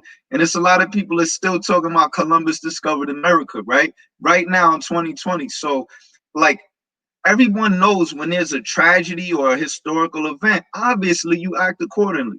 And that was very sad, whether it's the Twin Towers, you know, we just had 9/11, rest in peace to everybody in that. And those who lost family members in that. That's right where we from, LES, so we definitely felt the impact of that. But like, it's crazy to know, okay, Martin Luther King got assassinated, so let's leave it at that. He stood for peace, right? It's crazy to know, you know, the Challenger second mission blew up, and we're sorry for the astronauts, right? And because of the trauma of that, it kind of brainwashes people in a spell where they cut out everything else, like the real life of Martin Luther King Jr., which was an amazing life. Also in his 30s, right? Shot down at an early age. This brother, I never knew until this moment. All of that stuff he did when he was a young person at the library, standing up to take out those books. He already made history. You feel me? That was like some Sylvia Mendez, like the track we just did, right? Sylvia Mendez, like she got a congressional honor from Obama for doing something like this young man did at that age. I would have never known about that because just the tragedy of itself was so heavy. You feel me? Yeah. Not to cut you off, Self. Even more powerful is that we got the brother, Carl McNair, on this Facebook chat and thanking Mr. David Heredia for the great job that he did. SoundMinds to death. Thank you, sir. Thank you, Mr. McNair. Thank you to your brother, and thank you for the legacy that he has left behind to make Black and brown young children understand and know that it's very tangible for you to become an astronaut as well, because that story is not told as much as it needs to be told. So thank you to your brother, and thank you to you for keeping his name alive, and thank you to David for bringing that to flesh. Yeah, man, I just want to say, like, obviously I've never met Ronald McNair. I've never met Carl, although Carl, we have spoken on the phone a couple times. That when that happened, when the space shuttle launching happened, I was in school, and I remember them bringing a TV into the classroom, and we watched it that way. And after the whole thing was over, I don't think I really processed it it was shocking. I was like in shock for a very long time. And it wasn't until later on that I started to realize that, that's crazy. There were Black astronauts. I didn't know that, and I hung on that for such a long time that it made me feel like there is not a position in this world that I cannot obtain. Because if this man was able to obtain what he did during a time where, he lived through segregation. Most of us read about it. He lived through it.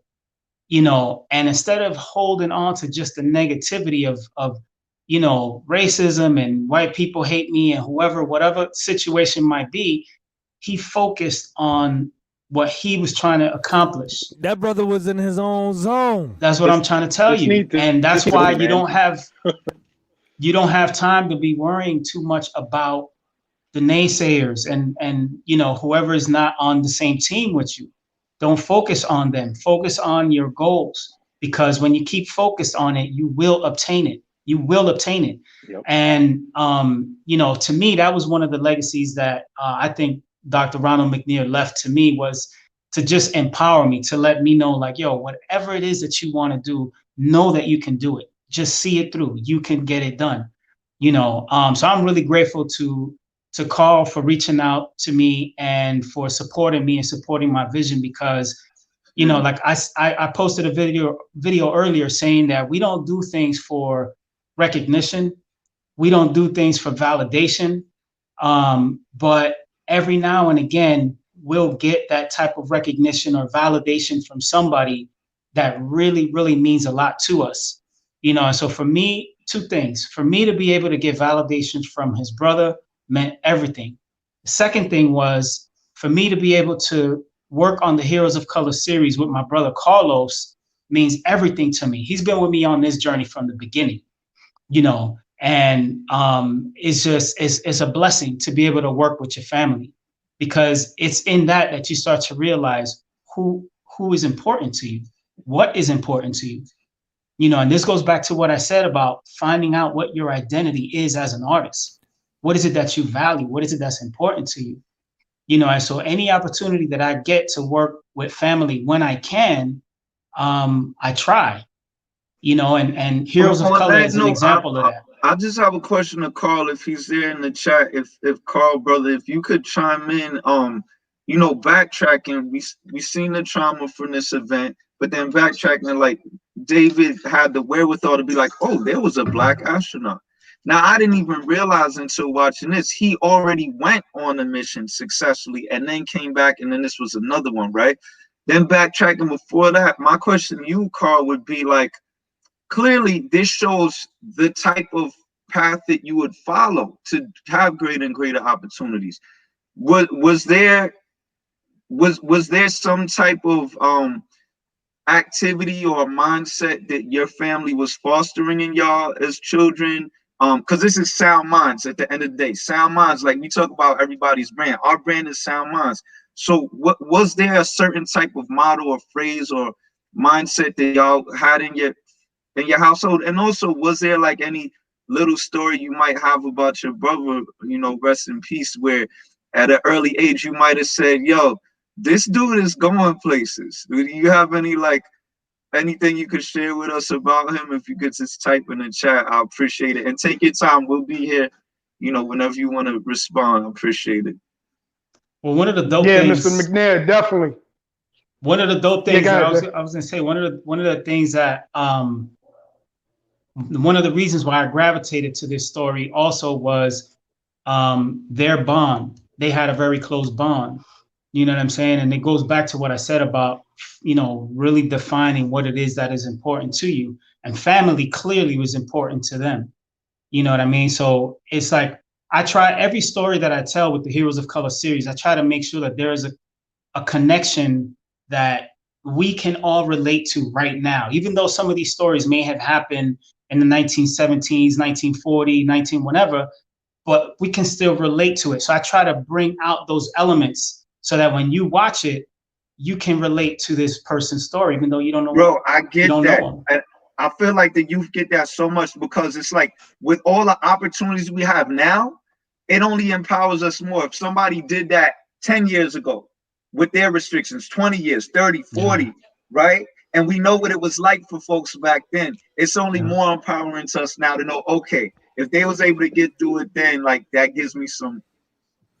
I mean, well, let me speak as a person that is in a younger generation. I mean, think about it. What year are we talking about that the shuttle blew up? 1986. So, 1986. Guess what? I wasn't born yet. I was 9. I wasn't born yet. I wasn't even born yet. So listen, this is let that sink in real quick. That's crazy. Because the accomplishments already when I wasn't even born yet, and then I go through the school system, the public school system, and do not learn about this brother. This is my first time hearing this. Wow. Wait, right now? That's a fact. Wow. That's upsetting. You know what's crazy? And I'm glad you said that, Rod, and I'm glad that we have the astound feeling that we do have, right? But it's only because, and I'm gonna turn this into a question for our guest. Vince Staples was recently on Hot 97. He said something that was very powerful. He said, right. Yeah, black folks sell trauma. Both of you gentlemen, when you hear that, black folks sell trauma. Now he's talking about the fact that if you think about it, all the movies, all the you know, music, everything that we hear, when you hear about black and brown, is always on a negative tip. Is most 95% traumatic and negative, right? So how do y'all feel about that, being artists, being black and brown yourselves, and knowing that very well may be a fact? Here's the thing. The big companies sell black and brown trauma, not us. You know what I'm saying? Because there are people like all of us in this room right now who are putting out beautiful things, but mass media controls the narrative of that. So when he's saying that, he's really saying mass media puts out black and brown trauma. That's what they circulate to us, and that's what they feed us, because they're projecting their own narrative of how we should be. You know what I'm saying? That's why it's important, like with people like David and I, who segue into, we both have an entrepreneurship series. You know what I'm saying? Where we're teaching our youth and we're teaching other people how to come up. We're changing the narrative of what we are and what we should be, you know? Yeah. Yeah, there's two aspects to my company, Heroes of Color. Number one is to bring light, you know, these stories that people might not have heard of, that hopefully will then uplift them and inspire them to want to achieve more than they thought was even possible. The other aspect of it, like Marty said, was I do these business workshops, and that really came from my years in the arts. I've been going to college. You know, I graduated from 2 colleges And when I finally got out into the workforce, I felt like, yo, I don't even know half of the things that I really should know. Like skill wise, I was prepared. I knew the Adobe suite, like the back of my hand, no problem. But don't talk to me about contracts. You know, don't talk to me about negotiations. Don't talk to me about freelancing, because that wasn't something that was taught to us. So what I got out of college was, it was really a training to teach you how to work for somebody else, not to teach you how to work for yourself. You've You know just what I been mean? hit with a gem on the SoundMinds podcast. So that was what Sound prompted me to that. do. Yeah, that was what prompted me to do the Business of Freelance workshop series that Marty was talking about. And that is to just empower artists, college students, that yes, it's great that you work on these skills, but read books on business, learn how to market yourself, learn how to sell your work, learn how to price your work. I mean, even if you don't want to start your own business as a freelance artist, these are skills that are transferable to the real world, in terms of if you want to work for Sony or you want to work for Adidas and they make you an offer. And once you start to really think about the value that you bring to the table, you have a renewed sense of confidence. So you can counter that offer without feeling scared.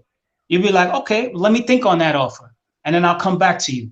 And then when you come back a lot stronger, you know. And this is just like, these are things that happen throughout your career. Now, every time it happens, you get stronger and stronger and stronger. You know, I want to also add though what you're delivering with even some people, like you said, some people in my generation have not heard this information. So now you're giving us that, you know, ammunition to continue to research and learn more about exactly other Black heroes of colors, heroes of color, pretty Get much. the book. I mean, yeah, exactly. now I have to get the book. Even just a shout out to your Instagram. Like, I was stuck on your Instagram, just literally going from video after video, just those short 1 minute the heroes clips. of color. You have to go _ heroes of color, _ heroes of color, @ _ heroes of color. You're literally going to hit. That's your daughter, Yeah. right? Your daughter. Yeah, that's my daughter. Story time. Instead of you actually narrating, your daughter's narrating, which is still very captivating for the youth.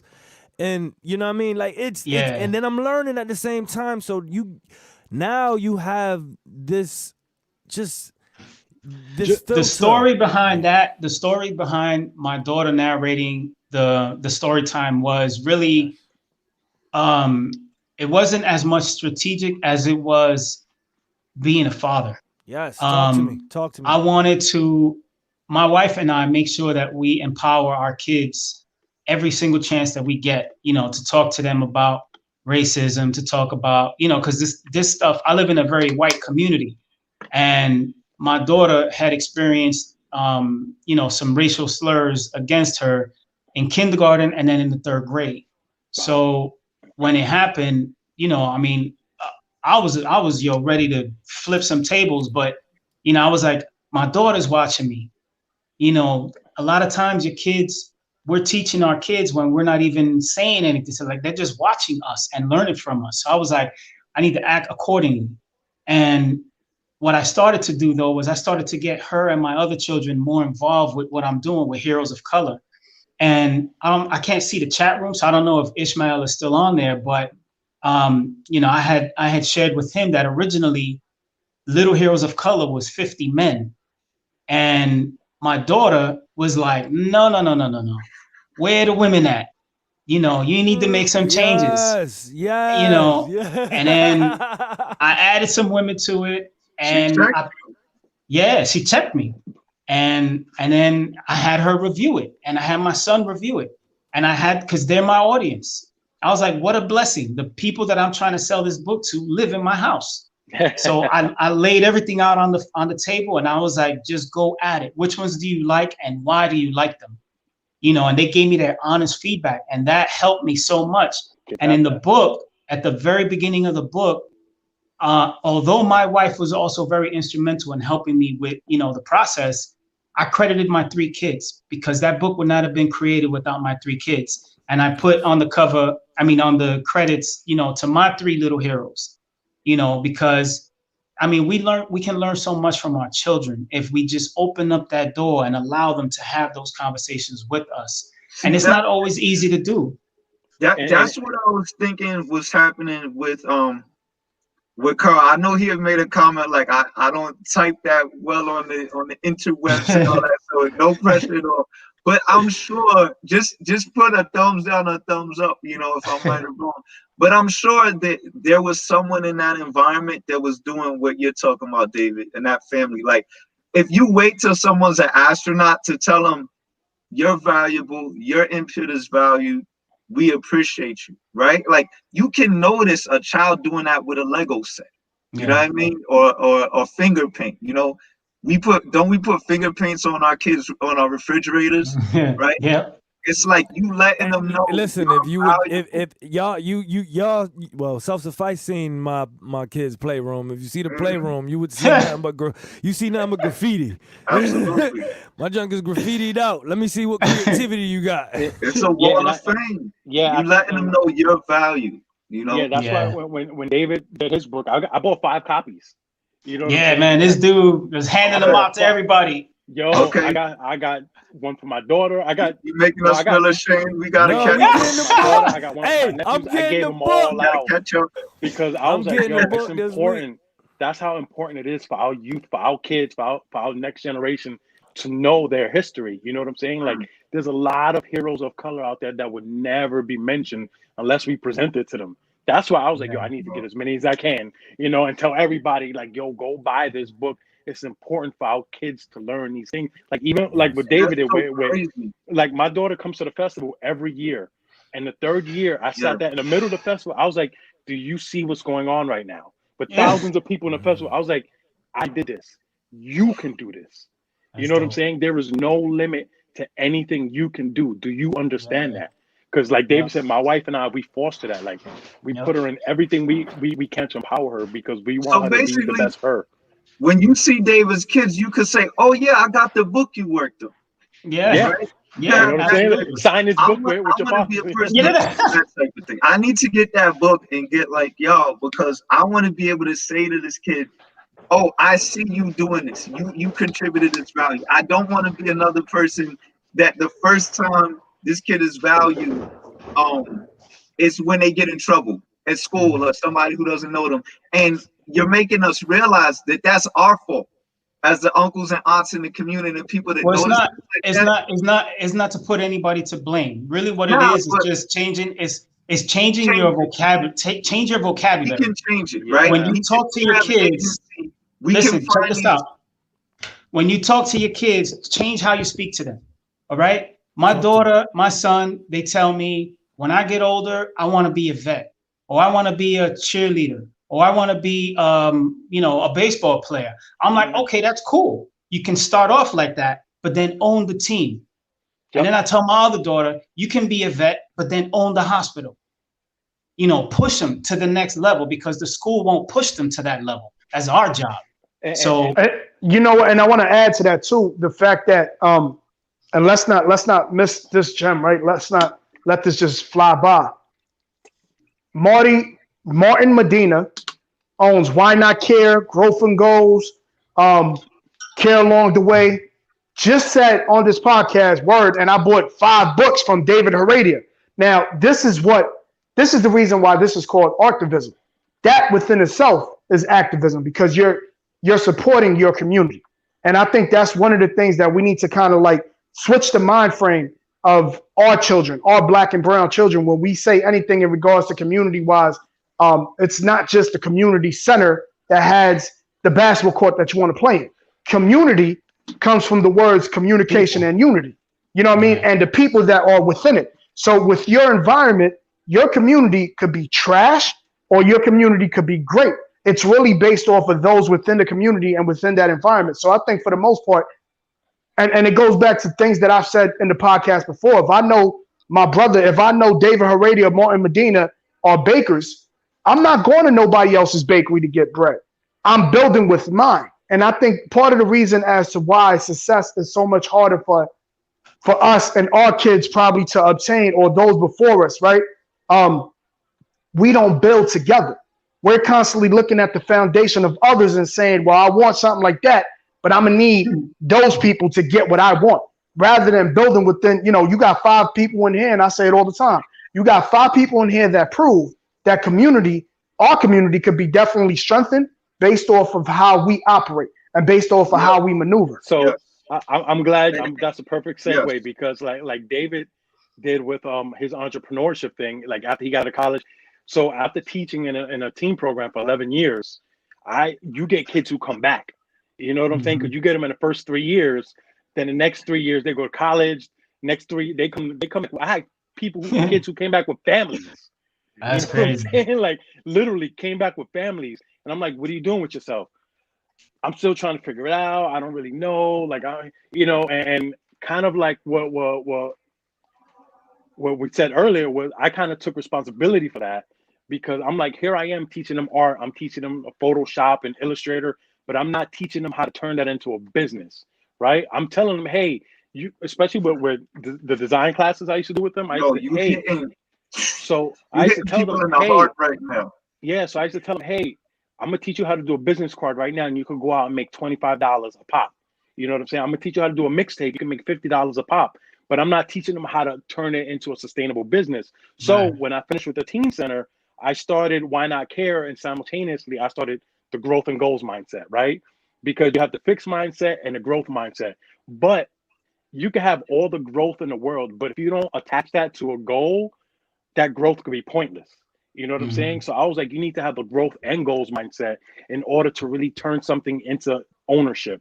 So I created a whole course, like David did, in the community to teach kids how to become entrepreneurs. The first year I did it for teens, but then after working in the teen program for 11 years, I realized in order to foster and to maintain that learning, the kids need to be held accountable. So I opened it up for the whole family. So from 2017 till now, I've been doing it for the whole family. So this way I could get generations to come to one class and hold each other accountable. And what we do is I break business down to 11 parts, whether it's starting a business plan, business needs, business legal needs, branding, marketing. But the thing I did with this, every subject, I have somebody who's an expert or is really good in that field who owns a business from the community. You know what I'm saying? So like, for example, legal needs, I have 2 attorneys come by who grew up in the Lower East Side. One grew up in Baruch and the other grew up in Avenue D. So they come by and they say, hey, this is me. This is how I got to where I'm at. I grew up in the same community, and this is why you need to know business legal needs for business and for just social justice. And then I brought my boy Danny, who owns Crank Fitness. He said, hey, I'm Danny. I was homeless across the street, sleeping on a bench 7 years ago. Now I have a gym and I'm making crazy dough. This is what I did to get there. And this is why social media is important to your business. You know what I'm saying? And I have my boy Kareem, who grew up in Baruch. He has one of the first Black-owned businesses in his part of Connecticut. He has a boxing gym, Blue Boy Boxing.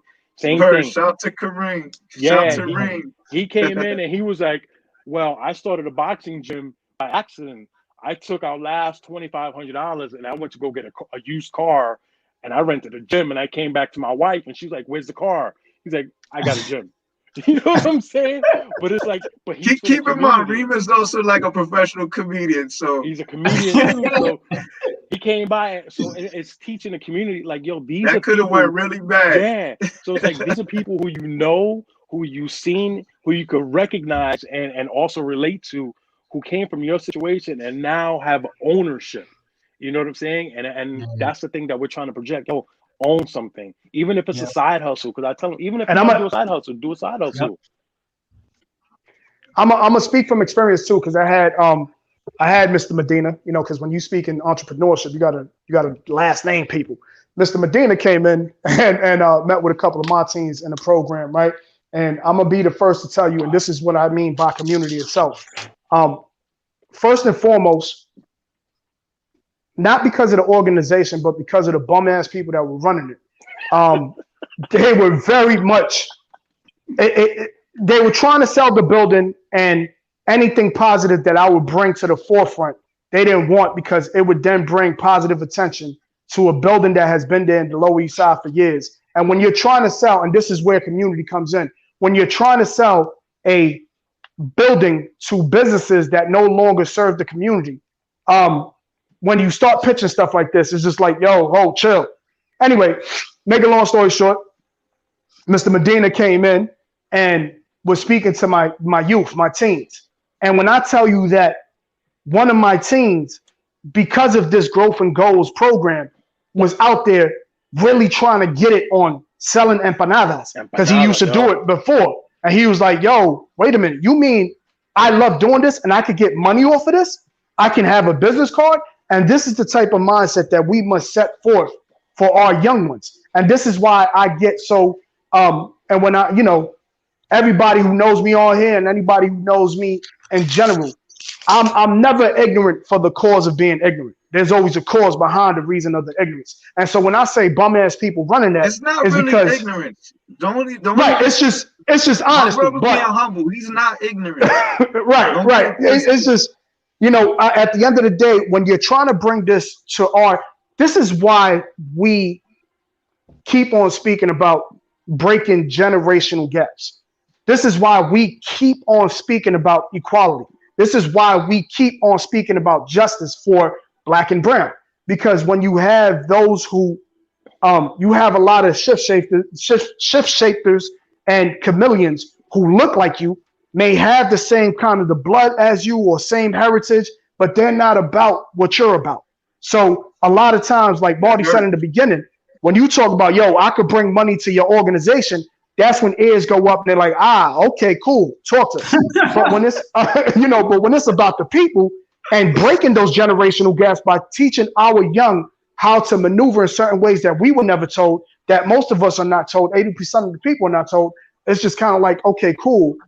Damn, we need more of these situations. We need more of these that's a highlight. That's a good highlight to bring together what David had mentioned, to what Marty decided to do, to what Light is saying now, to what everybody's talking about. Because David said, okay, I got out with this degree, I studied, I paid money, I had all these skills, I knew the resources, I knew what aisle to go at Pearl Paint, or you know what I mean, to write your recipe. Shout out to Pearl Paint.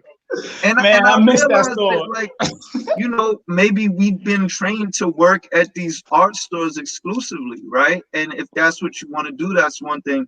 But if you want to, if this is a means for you to have more control over your life and have doors open for you instead of be locked in the back always, you know what I'm saying? Like, because the thing is this: when you graduate from art school, there's a very good chance that somebody's gonna scoop you up from like Warner Brothers or Disney, and you'll have a great sustainable career for the rest of your life, making good money. Hold on, let me finish what I'm saying. But that's not everybody's case. Not everybody's going to get that, incredible job. So what do you do if you've spent your entire life in the arts, going to college for the arts, but you can't get a job in the arts? What do? Do you give up? Or do you find another way? And so my thing and Marty's thing is we're trying to empower kids to understand that you don't have to give up on it. You can get your 9-to-5 job, pay your bills, but you can still keep your side hustle until it turns into your main hustle. That's the point. Right. But you just made me remember something you said before. Even if you get that job at whatever the big company is, right? You said something crazy. And this ties into everything. Even if you get that job, you've been trained to work. Remember, you said this. Tell me if I'm right. You said, I realize we've been trained to work for someone else. So all this skills, all this money, all this equipment we've been learned. And now you two brothers have taken it upon yourself to say, not only, I'm not going to hate because I got to develop my skills, right? So it's not about hating. Like you said, shout out to everybody.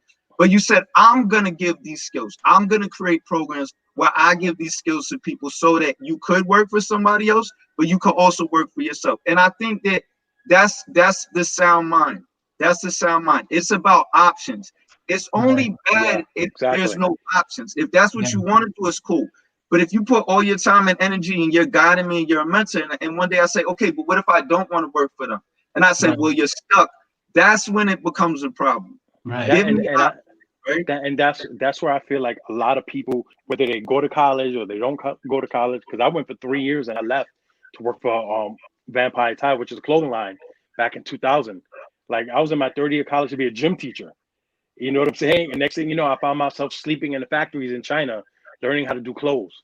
You know, sleeping in the textiles companies, and you know what I'm saying? Like, they sent me out there. They're like, "This is your college.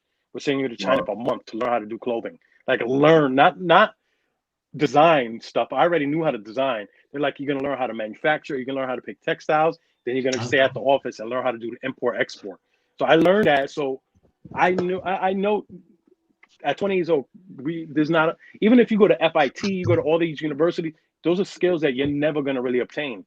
Yeah, So the this real is why- school, the real education it's starts experience. after school.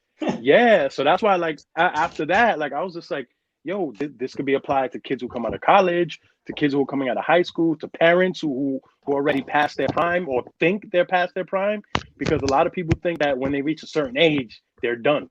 You know what I'm saying? I'm like, no, there's never no late time to start. There's never no wrong time to start.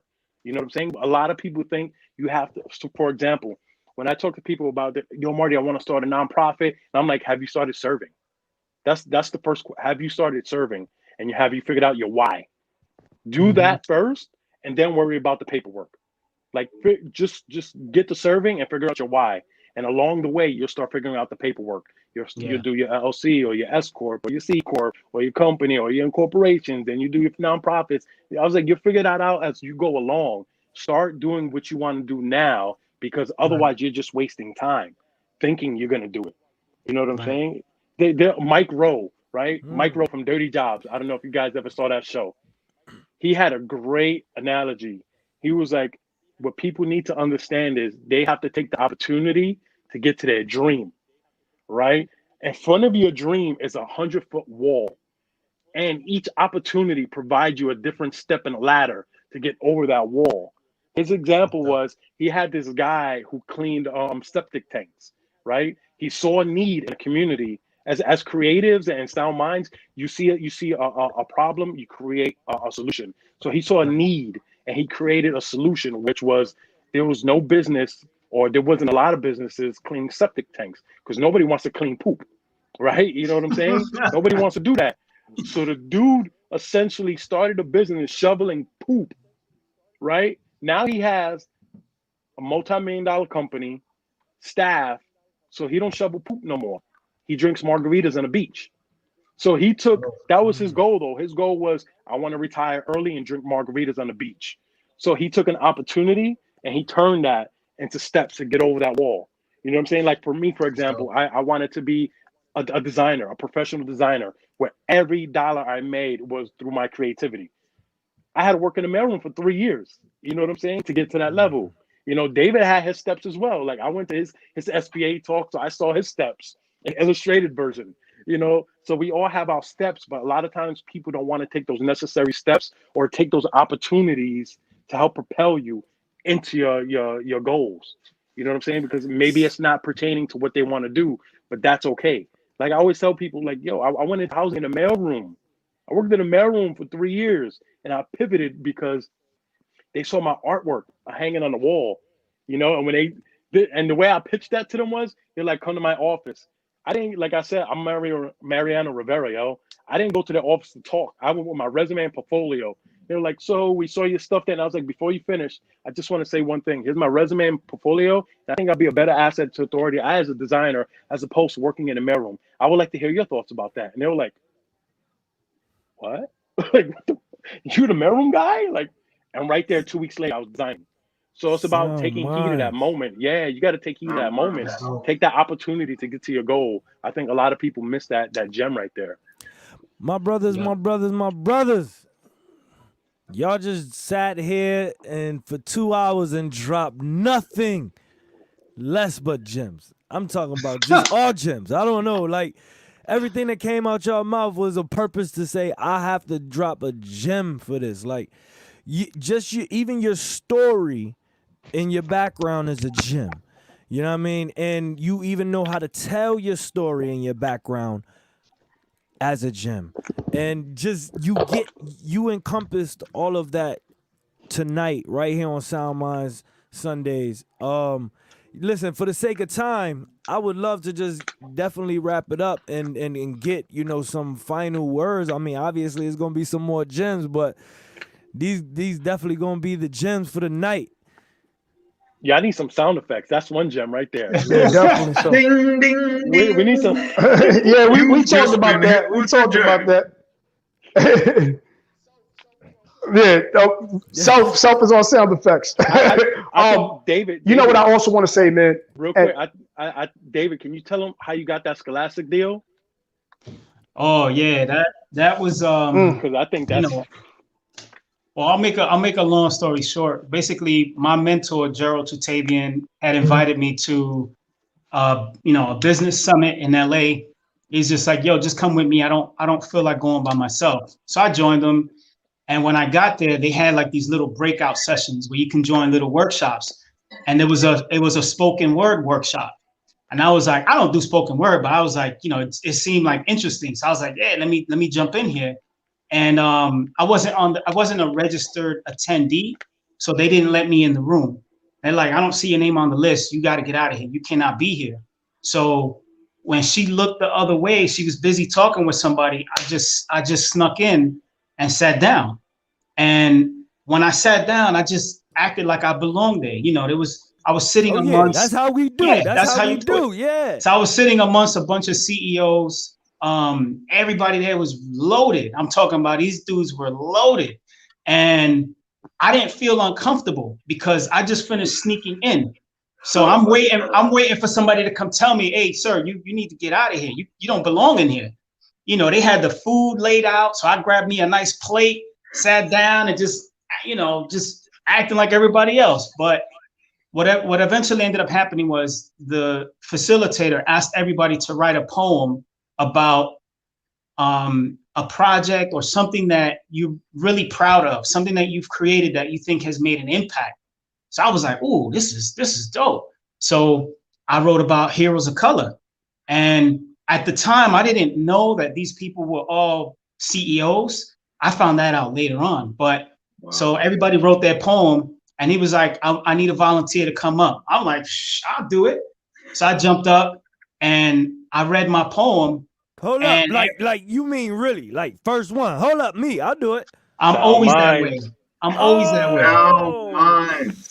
Because the way I look at it, is like this. Yeah, and I think one of you said this earlier. We can't afford to sit around and wait for people to give us stuff.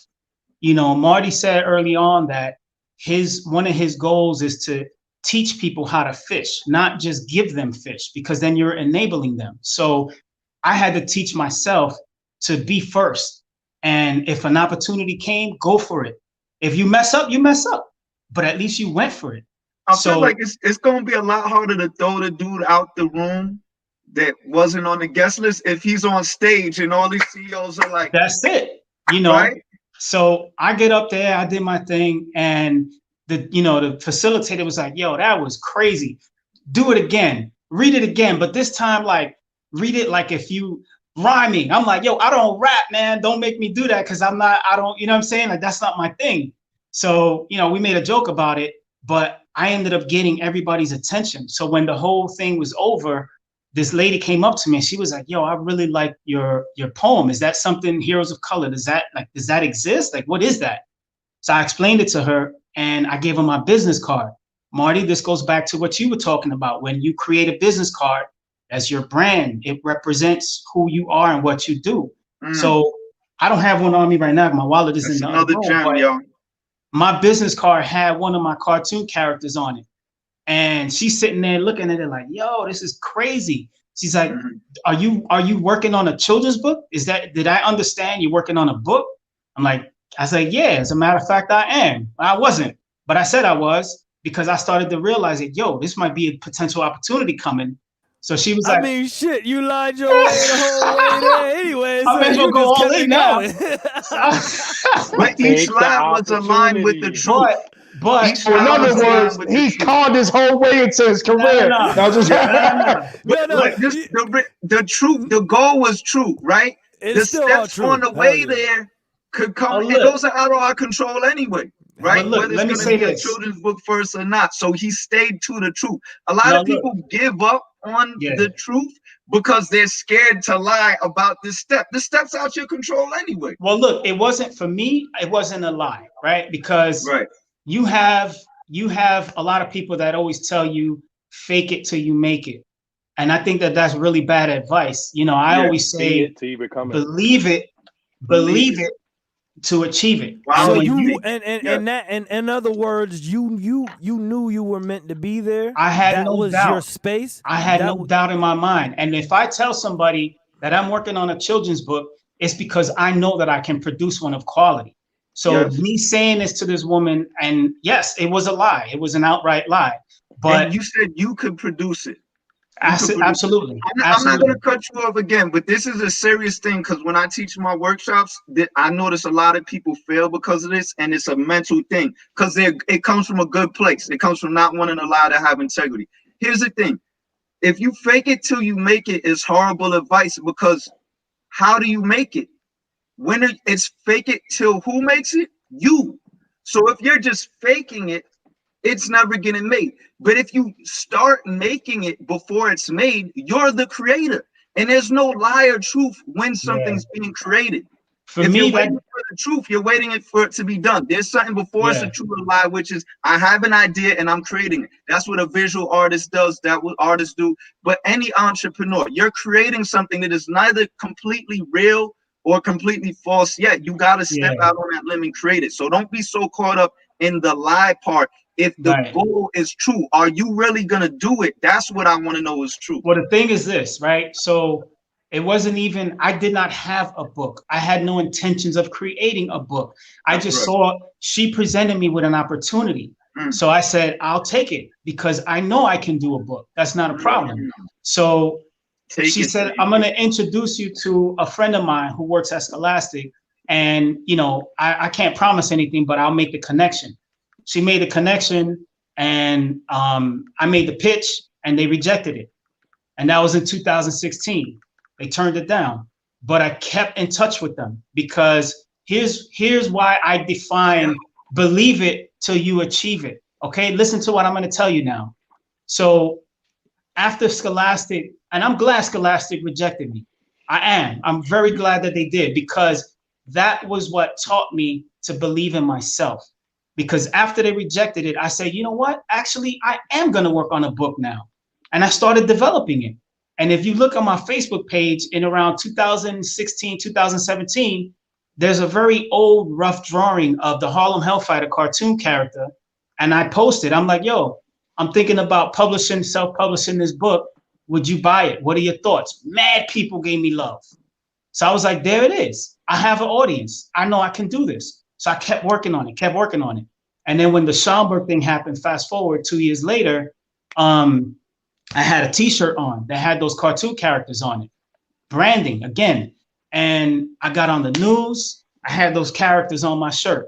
The New York Times wrote me up. NPR did a story. And then I went back to Scholastic. And I say, I hope you guys are doing well. I just wanted to share with you what's been going on with Heroes of Color these last couple months. You know, and she saw it, Andrea, she saw it and she was like, yo, those characters on your shirt look amazing. We should talk about a book deal. Now, you know, we're recording and I don't know who's watching, so I won't say the rest of that story. But needless to say, they ended up picking it up, you know, and when we went through the contract negotiations, this is why it's important to learn business. This is why it's so important because anybody else would have signed on the dotted line the minute they gave them the contract. And I almost did. And my saving grace was, number one, my wife, who said, think about it first before you sign it. And number two, at the time, I was doing a freelance gig. The wives always on SoundMinds. I was doing a freelance gig at DC Comics at the time. So financially, I was good. So I wasn't really desperate, to sign this deal. Long story short, I got a lawyer. He helped me through the whole thing. And I was able to counter Scholastic's offer.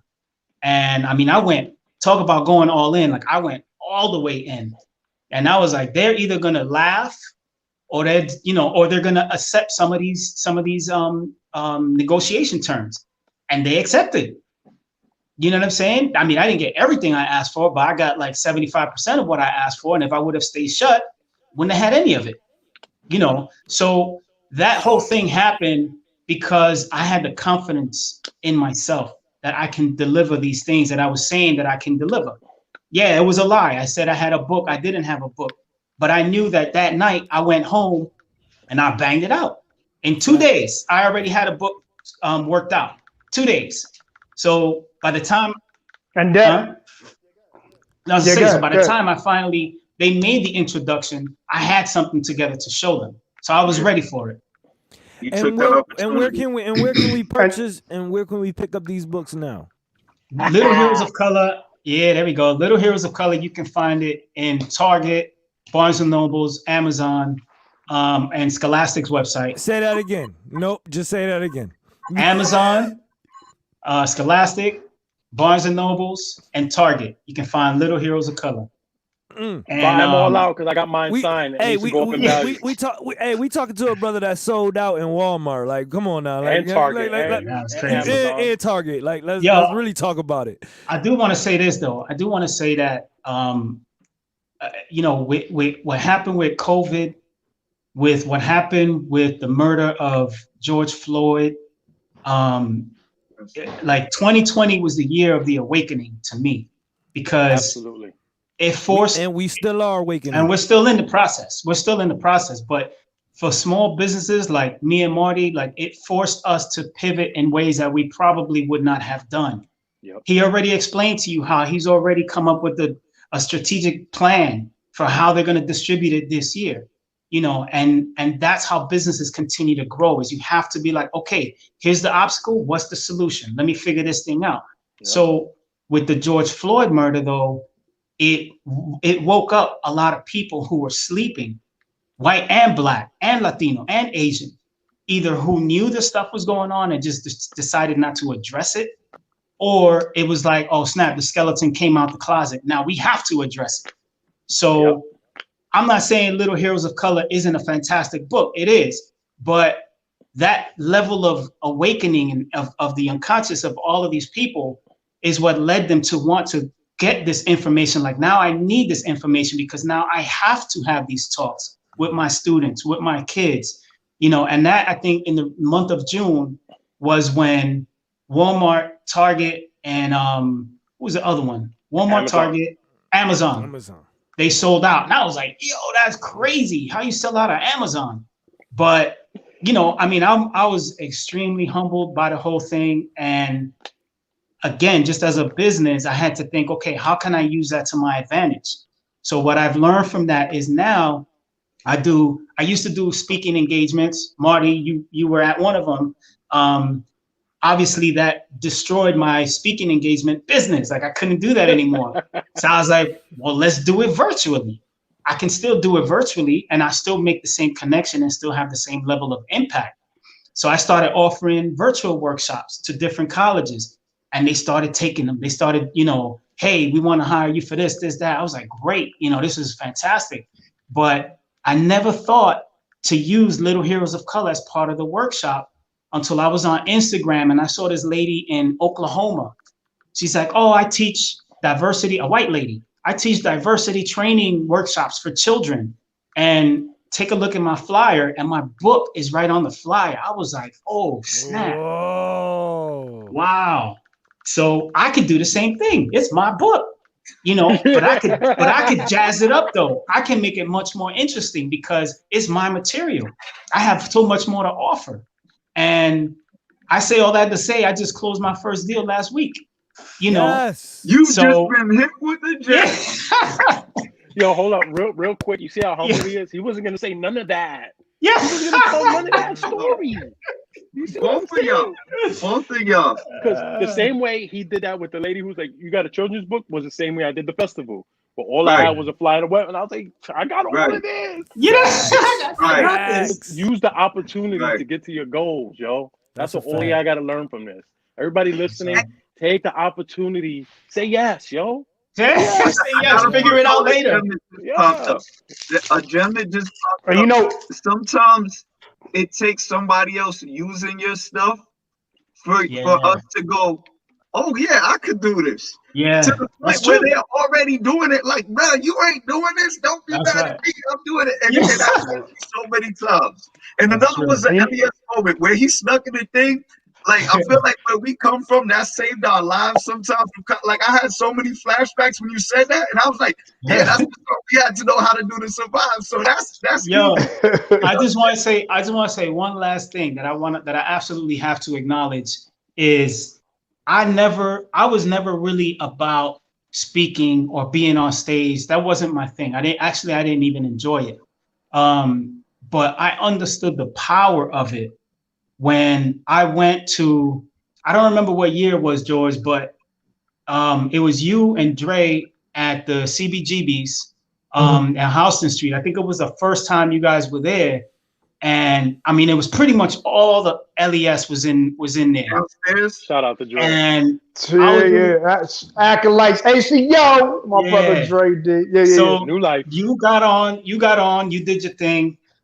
Dre did his thing, and then you got back on a second time. And I was like, you know, just looking at the crowd and looking how people were responding to you, I was like, damn, that's crazy that words have the power to move people like that, right? But in the back of my mind, and I know you my whole life, but in the back of my mind, I'm thinking, you know, because there's always negative. I'm like, yeah, that was cool, but half of the people in here know him already. So maybe they were just being supportive. Okay. So then what happens is George goes on a tour with Martin Kaba and on the college tour. And we went to Binghamton was the first spot. Yo, this audience was like, I think it was like 400 or 500 people in the crowd. And George gets up and he starts it was the poem, the one Are you acting this out right now, my G? He about to set the camera up. No. The battery's dying on the phone. He's about to act it out. Yeah, I'm gonna get into character right now. So George gets up on the stage, and it was the poem, the one about the Latinos, everything you plot. And that one, I don't remember the title. Being Hispanic. There you go. His panic. That one. His panic. Yo, when he finished, first of all, while you were reciting it, everybody was bumping their heads and they were moving and grunting and making all these noises. Right. Mind you, George doesn't know any of these people. None of these people know who he is. First time on stage, and he literally destroyed the whole audience. Mm-hmm. And that was when I realized the power of being able to actually speak about the work that you do. Like, I could read that poem that Georgie wrote, and I'll be like, yeah, this is a dope poem. I really like it. It's really powerful. But to hear him talk about it is a whole new thing. And so when I witnessed that, that's when I was like, because, you know, artists don't like talking about their work. Yep. When you're in school and they say, okay, get up on the board and talk to me about what that symbolizes. What does that mean? That's the part everybody hates, because we're introverts. We don't like, we don't like talking about our stuff if we could avoid it. But that was a lesson that I needed to learn, to see that, to understand that you can back up what you created. You can talk about it. You make that sale a lot faster. And it's not necessarily monetary, but in the minds of all of the people in the audience in Binghamton, everything Georgie said, they connected with 100 from the beginning to the end. And I was like, yo, it is important that you are, again, going back to what you said, Marty, understand what your why is, be able to define what that is and who you are, because that's going to enable you to talk about your work all day. You know what I mean? So I had to throw that in there. SoundMinds. Let's go. He basically just said you are an added influence on what pushed him to say, you know what, I can do this stage shit. I mean, stuff. Stage stuff. You know what I'm saying? Like, you influenced him. You gave him the power like that by your influence. You know what I mean? So shout out to that. Thank you. Comes back full circle is amazing. Yeah, and I think for the most part too, man. I think and we're gonna wrap it up because we all, you know what I'm saying. But Hopefully soon you will be seeing Mr. Harady and myself do a project together and put that out. You know what I mean? But I just want to kind of build on the fact that, yeah, definitely. And that's a gem. It's exclusive too, but we working on, when the time is right is when you see it yourself. And with that being said too, kind of the segue into my two brothers who worked on a track just dropped. It's called You, Me, We. We're going to play that. I know a lot of y'all talking about, yo, hold on, where the SoundMinds intro though? I know a lot of y'all waiting on that. But today is going to be something special. It's going to be something special. We're going to end up with You, Me, We for the week. I got to say, man, and I think I would be remiss not to say this. And I'm getting personal. These two individuals, these two dudes are my brothers. I'm going to tell you straight off the back, they weren't supposed to make it. They came from areas in which we're not supposed to make it from. Individual stories. My brother Martin, I don't want to get too personal, but raised by his grandmother. Yeah.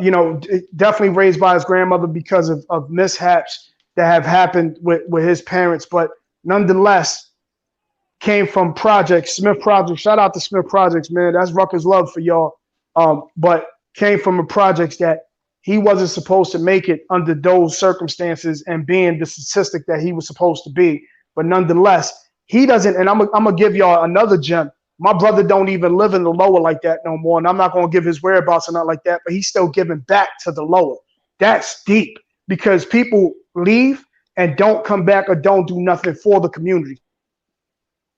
So shout out to my brother Marty, man. He actually defied a whole bunch of things. I gotta connect with you. Matter of fact, I'm gonna say this right now. Yeah. You're doing your thing, hold on 1 second. Kyle, hold on a second, Kyle. So that's Marty. That's Marty, and I think for the most part, man, my brother he defined the fact that you are not a statistic based off of the narrative that they put in front of you. You become a superhero based off of the fact that you change the narrative when you ain't supposed to. Then my brother David. Now, when I talk about like this is my cousin. This is since diapers and Pampers, man, and get personal with him. And I don't want to but he wasn't supposed to live past 10 years old. You know what I'm saying? And the fact that he surpassed that and became who he is now, has 3 beautiful children, one of which is my goddaughter, and is an artist. Like I said, the beauty of this episode is ARTIVISM is, you an artist. That's dope. That's cute and all.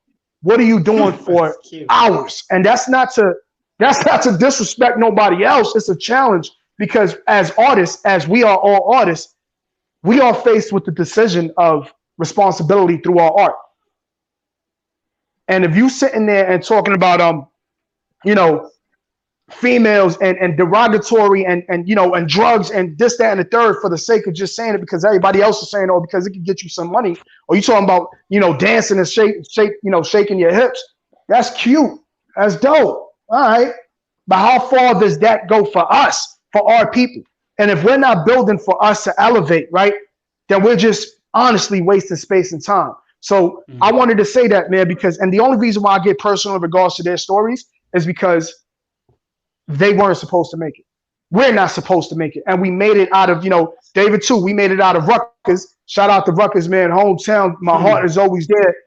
We weren't supposed to make it past the drug dealing and the drug addicts and the alcoholism and all that. And, I gave you a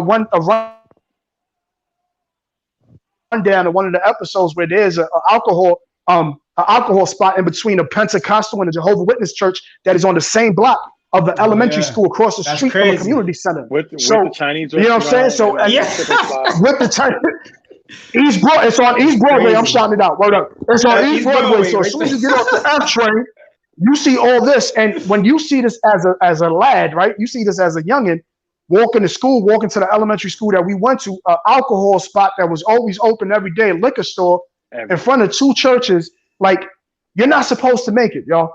But this right here, SoundMinds, at all. You know what I mean? And SoundMinds podcast, what we're doing here, the guests that we bring up here, and the brotherhood that we connect with, right, is based off of the fact that we're changing your narrative. We don't want to hear what we're not supposed to do or what we're supposed to be doing. The reason why we bring the like-minded, sound-minded individuals on here is to prove to everybody else watching this, young, old, it doesn't matter your age, that we can do it. It's just a matter of putting your goal in front of that and making it tangible to grab it and conquer it. So shout out to y'all brothers. It's all a choice, yo. What up, man? SoundMinds. Thank you. Thank you. It Thank all you. starts with a Appreciate choice. that. Choose to be a sound mind, yo. Love, Right King, up. love, Thank you. love, Thank you love. for coming What up, on, my man? brothers. Hey, so Self-Suffice, would you like to introduce the single of the week, the song of the week? You, me, we. That definitely encompasses a lot Ryan, your mic of is what dope, we just yo. talked about. My bad. So you understand why he's the engineer. So you understand why he's the engineer and all this. Without him, Hey, our I'm in the backbone is whole broken. studio. Yeah, he got a whole joint set up. I'm out I'm here in on the the whole phone studio right He got the foam on the wall too. Yeah, I'm in the whole studio. But yes, Yo. my brother, Self-Suffice. Everybody got to breathe in our community. Everybody got to eat in our community. If everybody got an equal opportunity, instead of beef, you will see a lot of unity. Never outnumbered, not just doing me. Yeah, we got each other. Me for you, you for me. Never outnumbered. Be about unity. You, me, we. Dope.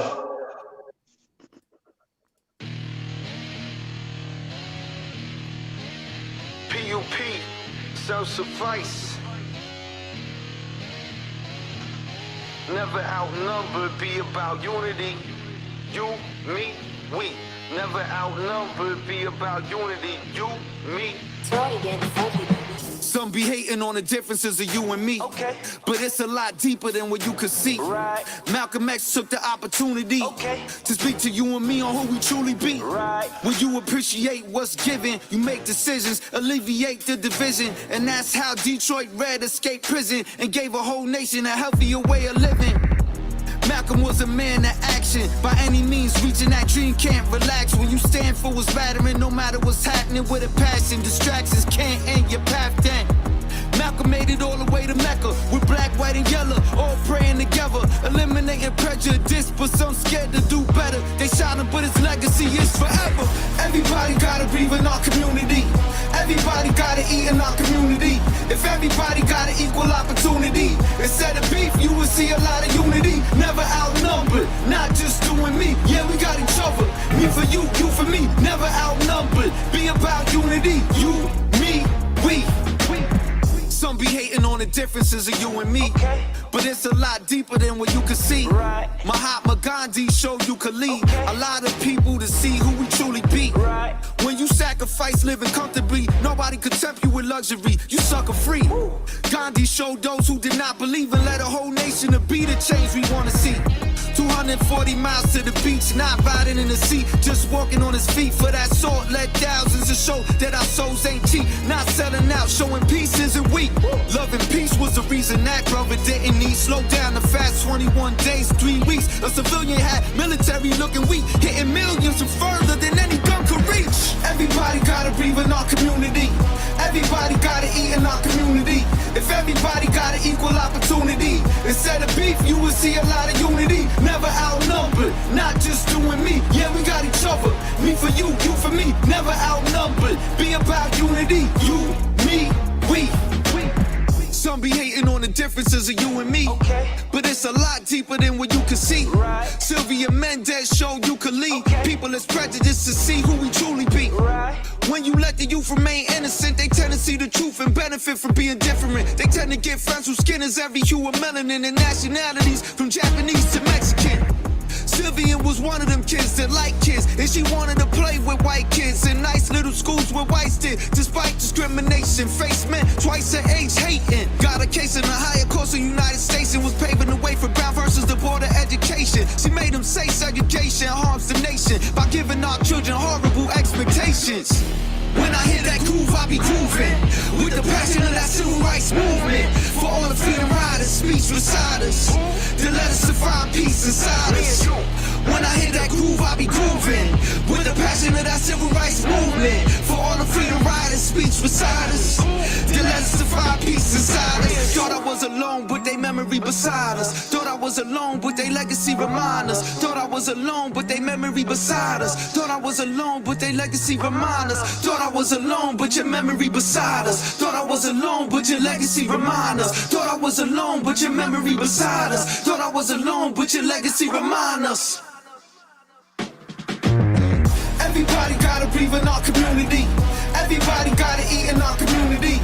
If everybody got an equal opportunity, instead of beef, you will see a lot of unity. Never outnumbered, not just you and me. Yeah, we got each other. Me for you, you for me. Never outnumbered. Be about unity. You, me, we. Nothing can you, me, we. You, me, we. Nothing can you, me, we. You, me, we. Nothing can you, me, we. You, me, we. Nothing can you, me, we. You, me, we. Nothing can.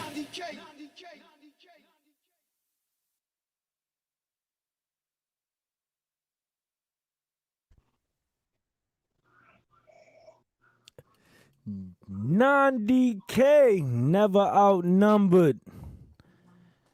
Fire, Man, that's fire. a hit right there.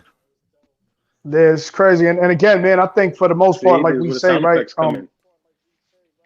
You feel me? Negativity is always something that, and I think that's what Vince Staples was talking about, right? We are meant to sell trauma. At the end of the day, these videos, these things that we doing, SoundMinds, whenever you see a SoundMinds logo on there, whenever you see Heredia Designs or Martin Medina's, you know, all that, this is positivity. Support that. Make it easier for yourself to support that, because that's how we're going to build a better world. So with that being said, that video right there is on YouTube. You, me, we, right? You can check under Self-Suffice. You can check under King Rashaman. You're going to find that, or 90K. You're going to find that. Let's bump those videos. Let's bump those views up, y'all. We want to talk about positive energy always causes elevation. This is how we do it, supporting the right. SoundMinds. SoundMinds. Yo, this was our best episode ever, and I said, and that's true. Every episode is our best episode ever. We level up every time, man. Thank you, brothers, for coming. Thank you. Tell me if I'm lying. Thank y'all. SoundMinds, y'all. Man, appreciate it. Support, share, like everything. Thank y'all.